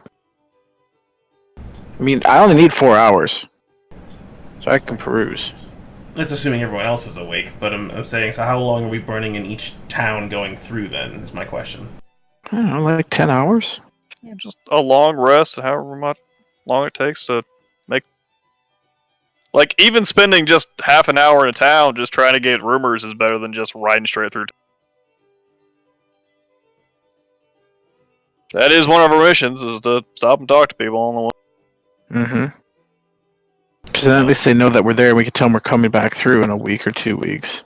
So then maybe they have something for us when we come back.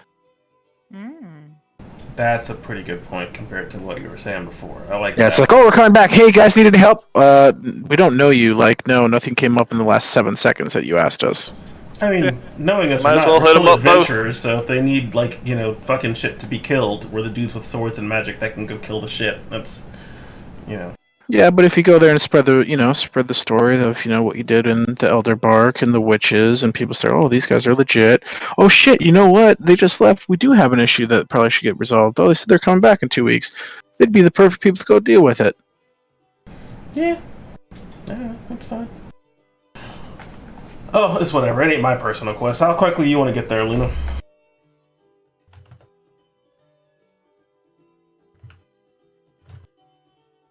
I can't imagine it's going to add too many more days to the travel. Like maybe, 2? Relatively quickly, I don't mind staying at least at most like a day in each town, or at least each major town.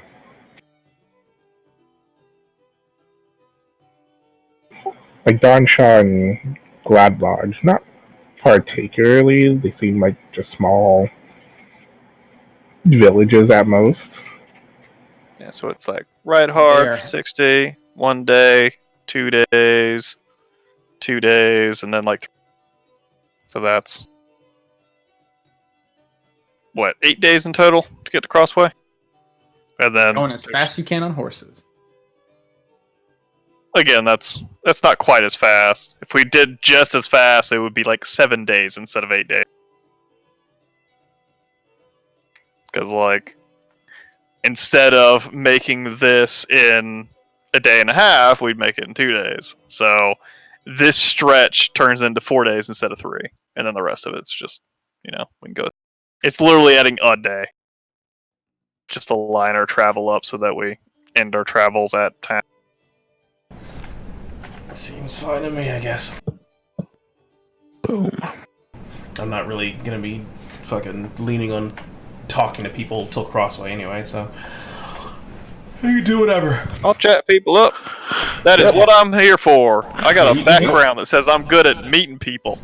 Yeah. Yep, and I'll try What are to you, meet a with folk hero or any something? noble in the town. I'm an errand boy. Mm-hmm. Errand boy, I see. Perfect, yeah. So Good you selling got myself. you got like 16 charisma, right? You can handle these hick towns. It's fine. Wake me up when we get to the big dot. Okay, so you guys are going at a normal pace down this road, just spending like maybe about a day or so in each town, it sounds like? We're going fast pace, normal pace, fast pace.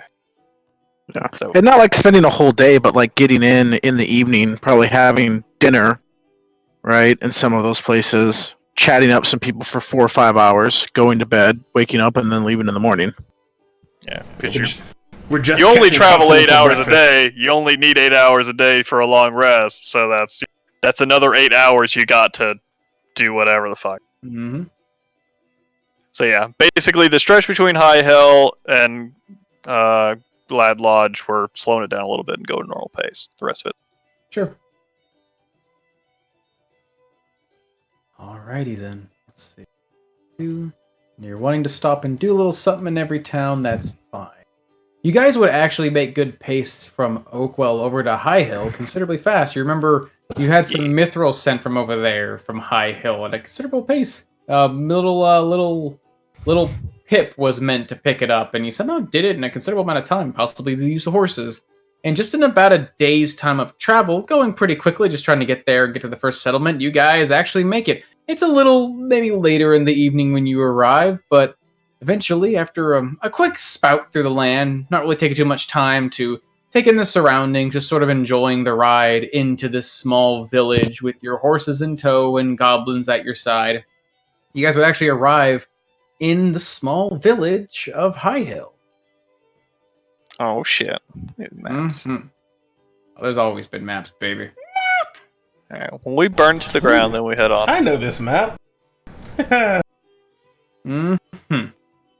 Let's see. Just one question is, Samantha, what are you doing with your goblins as you guys are literally, by the end of the day, entering this village? As you have Store two them in goblins. her pouch. Yeah, I stick them in my bag of goblin holding. It's like a Pokeball, except for goblins. It's very comfortable. No, I mean... I thought it was like your kangaroo pouch. Crawl on in. Can't you put it in the Edie pouch? Good. Both of you shut up. Can you just To kill take them? out before they are digested? I'm not gonna put them in the horrifying I could. abyss. No, I'm just gonna, Samantha is fine with camping out, so that's what she'll do. Okay. That's what she was mentally prepared to do for this journey, and that's what she did on the other two she went on, so... I've just camped out on the, on any high point around the town. If there's any, like, hill that overlooks it or anything like that, I'll just chill out over there. Sure. It is called High Hill. It is on the highest hill in the area. Kind of hard to get one overlooking, but there is a decent hill you could find maybe about quarter mile away where you can kind of get a good view of just the entire village. All the little houses sort of nestled on top of this little, like I said, the small divot among this large hill. It's a pretty neat little place. You've been here many times, Gregory. It's usually when they need help. It's just simple handwork. If farmers are ill and they need someone to help till the fields or carry the hay bales, well, Jody has sent you over here for some easy money. It's a town, or it's a village rather, composed mostly of just humans with a few halflings here and there. Humans and halflings always seem to go together like meat and potatoes. All creatures and children of Avandra. As sort of a nice little, pretty peaceful village that benefits from being so close to Oakwell. Most villages out in the open like here, you'd expect probably visited by raiders or bandits, orcs or goblins, something just coming out here to raid this place and take all their supplies. But hey, you live like a day travel, even less than that, away from Oakwell, a town full of adventurers. If you mess with High Hill, you get the wrath of Oakwell. And so people here would actually know you pretty well, Gregory. Is there any, carousing or schmoozing you guys want to do here? I just check in on a couple people I know, probably just like old farm hands and farm owners and stuff that I've worked with before, and just see if there's anything going on. I know they're closer to the whole Black Fury shit going on down south. But yeah, basically just carousing, trying to find information, see if there's any trouble about something that's actually got some money. Sure. They do mention that one of the taverns here, where most people come, is sort of in a bad state. They don't have a lot of rooms, and some of the doors have been sort of battered, the tables are broken. It sounds like there have been some ruffians who have frequently come in and out of the village, who have been sort of leaving this place in a battered and desolate state. They did send word over to Oakwell to maybe get some, hired hands to come help fix and repair this place. They don't have a lot of money they can pay, but it'd be honest work. Besides that, they mostly are just concerned about the whole Black Fury thing. They're just far enough outside of Oakwell that if there's anything coming from that downward area where people are saying these Black Fury goblins are located, they're afraid they're going to be the first ones hit, and they are really concerned about what's happening with this whole Black Fury watch. Yeah. I tell them I don't know if we can stick around all that long. We'll be back, but it'll probably be a month or so. But as long as I'm here, might as well help. So I'll help rehang some doors and things. Mm-hmm. I'd connect with whoever, what does that say, the town master estate. See who's in charge, flex a little bit of my nobility, a little bit of my knightliness, see if they have any sort of town guard or sheriff, and see if there's any issues that they're facing that could be resolved quickly. Yep, High Hill has a very small selection of guards. Mostly they are supposedly specially appointed military men from Skyreach itself, the members of the Lion Guard. But it seems that most of them are just titles, people who fill out. It seems like they don't really seem like they're the strongest of men. Yeah, they're all sort of under the thumb of a very small, very fat little halfling named Mayor Hardy. He calls himself a mayor, but truly he's simply a town master. He's just the man put in charge here because he was told and he has the position of power. He would immediately treat you with respect, Quill, seeing that you carry yourself like a knight, and if you offer services, he just tells you sort of the similar problems that Greg mentions, that there are a bunch of ruffians who come over from the east who just spend time here in town. There's the guards, the lion guards here, don't really do much about it because they're usually in greater numbers, and usually they don't last long. They just, they just cause a scene and they leave. They still pay money, so it's not like anyone's really losing any funds. It's just they need repairs. I'll keep my eye out for him on the road and maybe have to knock some sense into him. Sure.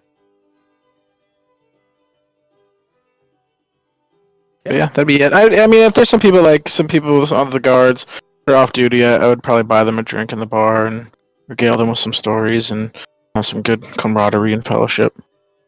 Gotcha. Yep, they'd definitely be welcoming to having someone looking strong and protective in their bar, and they'd be really receptive to having the old town hand himself back in this place. Always brings a bit of joy and comfort when old Gregory comes in, because usually people don't cause trouble when Greg's in town. He's more intimidating than any lion guard they have around, and yeah. Seems like you'd probably lift some spirits while you guys are just hanging out here. Anything else the rest of you guys want to do? Any mingling or meandering for your short time? I'm just gonna poke my head into bits and bobbles. Sure. It seems like it's like a general trade store owned by a small halfling, or really skinny looking fella, who basically spends all day just sort of putting together a lot of his own wares. The Lion Guard Exchange seems to be the general trade store of High Hill, directly just having all their trade regulated by Skyreach, a very regulated small village this is. The Bits and Bubbles is sort of like Rugger's Wares. This guy sort of makes his own supplies, usually a bit cheaper, but again, a bit cheaper. Considering a lot of people here are not quite artisans, they're just sort of farmers and just general, like, handymen, pretty simple. Nothing really. He does have a collection of a few interesting items, although he isn't too keen on parting with them without someone spending a great deal of money. What kind of interesting items? Seems like he has a few just sort of trinkets and toys he's come across in his journey. Like he found like a small shard of, it looks like, obsidian way down south in one of the hills. He sort of carved it into a tiny little carving knife just because it always stays sharp, but it's sort of something he keeps around with him. But again, he says he wouldn't part for any less than like 200 gold.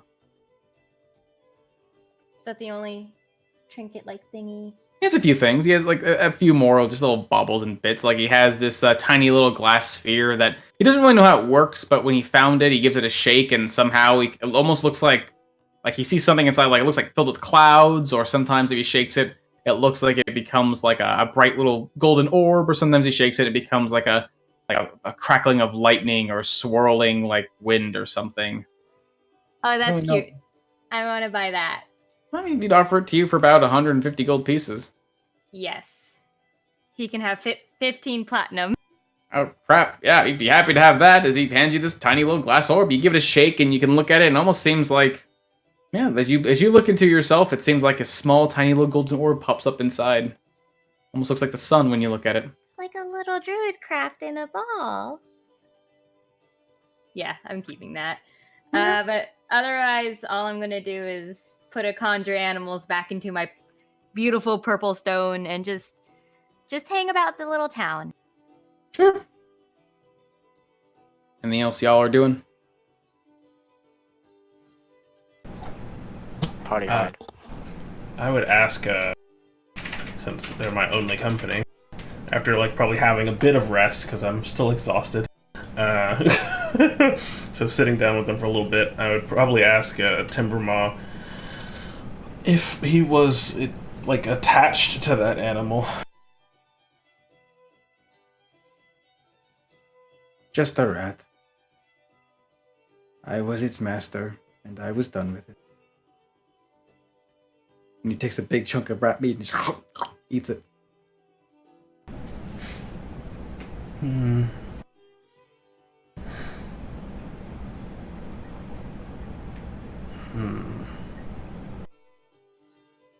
If you say so. I know I give you all orders and tell you where to be and what to do for me and so on and so forth, but like I did when I went to... God, what was that place called? That town up north. I came back with gifts for you both.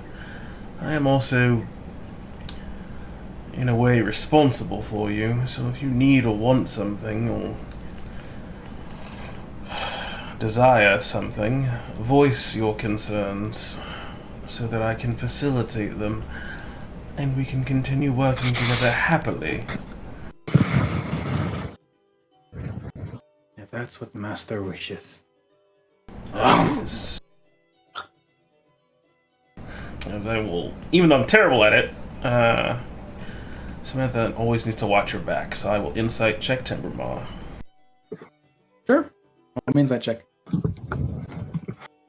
don't expect much of it because I'm terrible at wisdom, but fuck it. Yeah! Not with advantage. Yeah. obviously.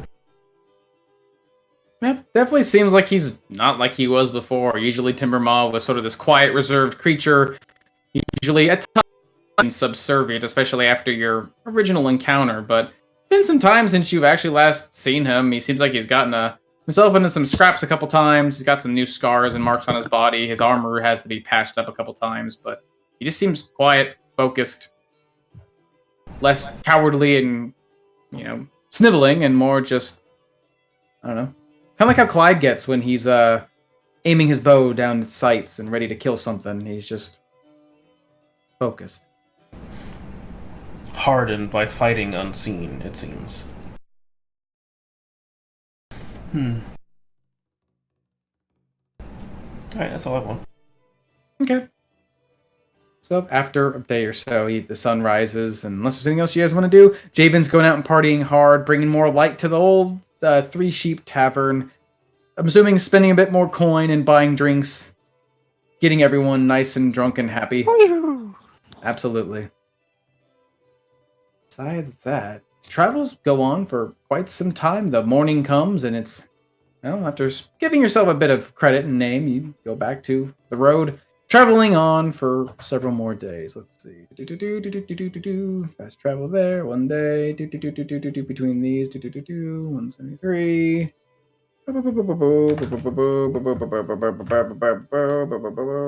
About 3 days there. 4. And fast there, 150.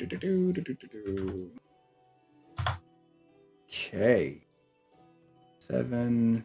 Total about 8.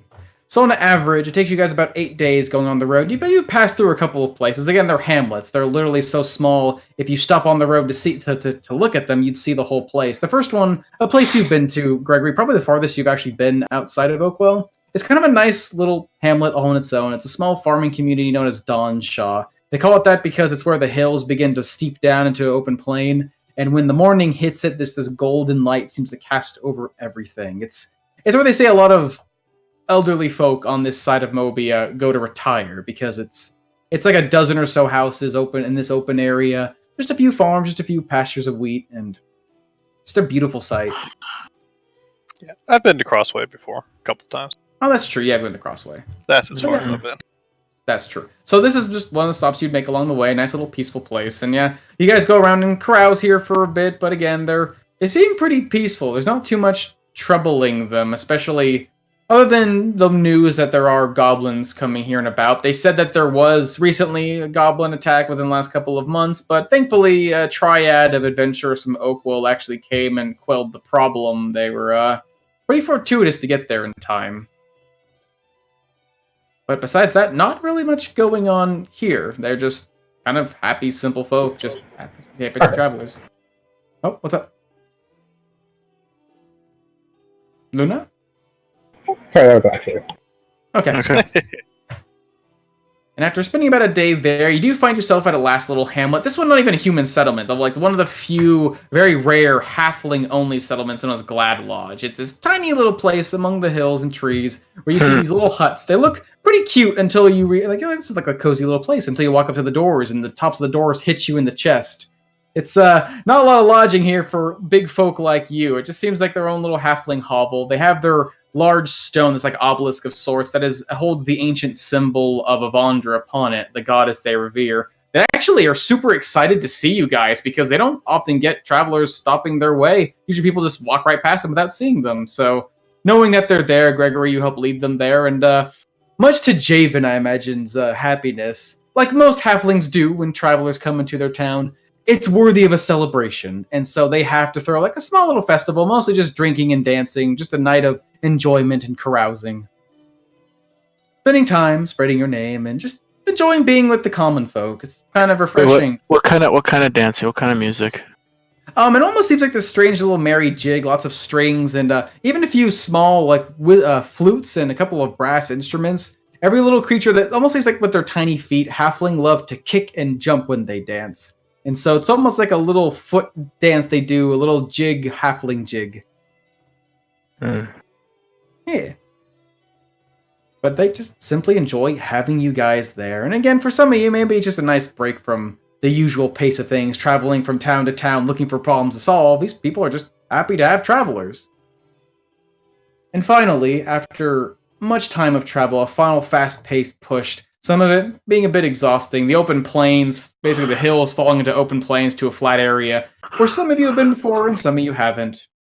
You guys come across a grand city with high walls and even further walls within, almost like a layered cake of sorts, with large walls on the outside going to another layer that goes higher and higher, almost to a point. As you see between them, walls dividing separate cities and separate districts with different colored roofs. And even from here, you can hear the sounds of life just teeming within. As you find yourself standing before the gates of Crossway, one of the largest cities in all of Mobia and the greatest place for all commerce and travel to move. As that is where we will end tonight's session. Burn it to the ground. You can't. It's made out of stone. You have to. Blow up that huge destroy it tower brick by there brick. and have that tower We collapse. melt it to the ground. God, it's a good thing Clyde's not here because he'd be Slides trying to down. climb that. He would. Alright, everyone, that is all Monsieur Omen has put together for us tonight, and I certainly hope that you enjoyed it. Now, as always, there will be more D&D on Lionhead Gaming. This Sunday, we have the Expanse. Hopefully, if everyone can make it. Everyone! No. Sunday. At the See if they Dimsdale destroy the god of Carsith. Dimmadome Dreamscape. Be sure to tune in this Sunday, 5 o'clock p.m. as the Outriders take on Carsith in this, the first of 9 stages. No, I'm just kidding. The first stage was undoubtedly going to be the most epic fight of their wonderful lives, and hopefully they can prevail, pushing against unfathomable odds, stopping Carsith from becoming a true divine and destroying the world. I mean, it's 2 gods versus 1. We're fine. What? Tune in this Yeah, Sunday to Yolder find out what Lannister versus Lannister them. means. Because he's crazy, and it's gonna be crazy. Just be there. Check it out this Friday or this Sunday at 5 p.m. Eastern for the Oh God, Expanse. I can't Any be crazy. updates or changes to the schedule will be posted both on the Twitch feed and also on Twitter. So stay posted to those in case we need to delay. Hopefully we won't. Other than that, this Tuesday we come back around to find out what exactly it means for Princess Tazarin to be referred to as a spider by the strange, slithery, sneaky snake that's been whispering to us in our minds. And what else awaits the Apex Alliance inside of the Tomb of the Scarab? Be sure to check out the VOD so you're fully caught up, and be sure to check us out this Tuesday at 7:30 p.m. Eastern for more Kingdoms of the South. And we push on once again into this marvelous-looking city, the city of Crossway, the greatest place for commerce in all the world? All of Hearth, or just Mobia? Mobia. All the world, all roads lead to Crossway. However, we won't be seeing Crossway next week as we have hit the ding ding ding 10 session mark and only Also, we leveled. Oh yeah, it is episode 60, isn't it? We will not That's be right. having a session next Thursday.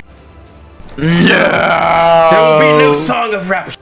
There will be no Crossway to look forward to. There will be no outstanding game. Hello, darkness, my old It's friend. fine. But we'll be back the following Thursday. for more Song of Rapture.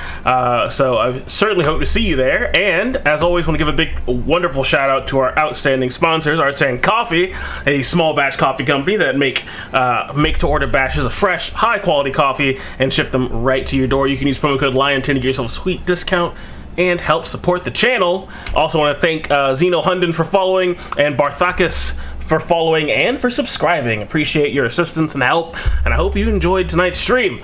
Other than that, we're gonna go host somebody else playing some D&D, and I hope to see you next time. And as always, may your dice roll 20s, and you always make your saves. Later, yo. Toodles! Bye.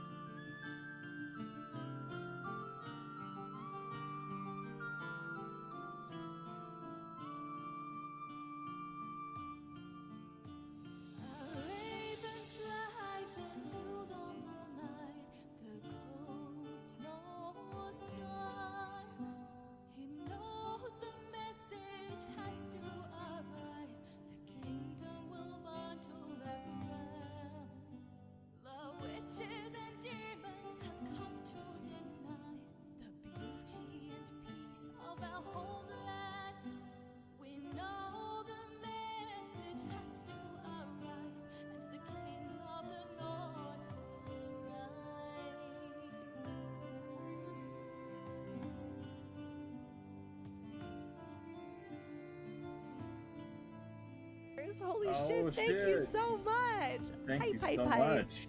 Thank you, appreciate it. Fiddle, my dear, can you just lower yourself down here so that everyone can see your beautiful face? Oh, Evie or Pip is very excited to see you. I'm not doing anything crazy here, but Gross. the fate of our, the entire world lies on, this. Oh,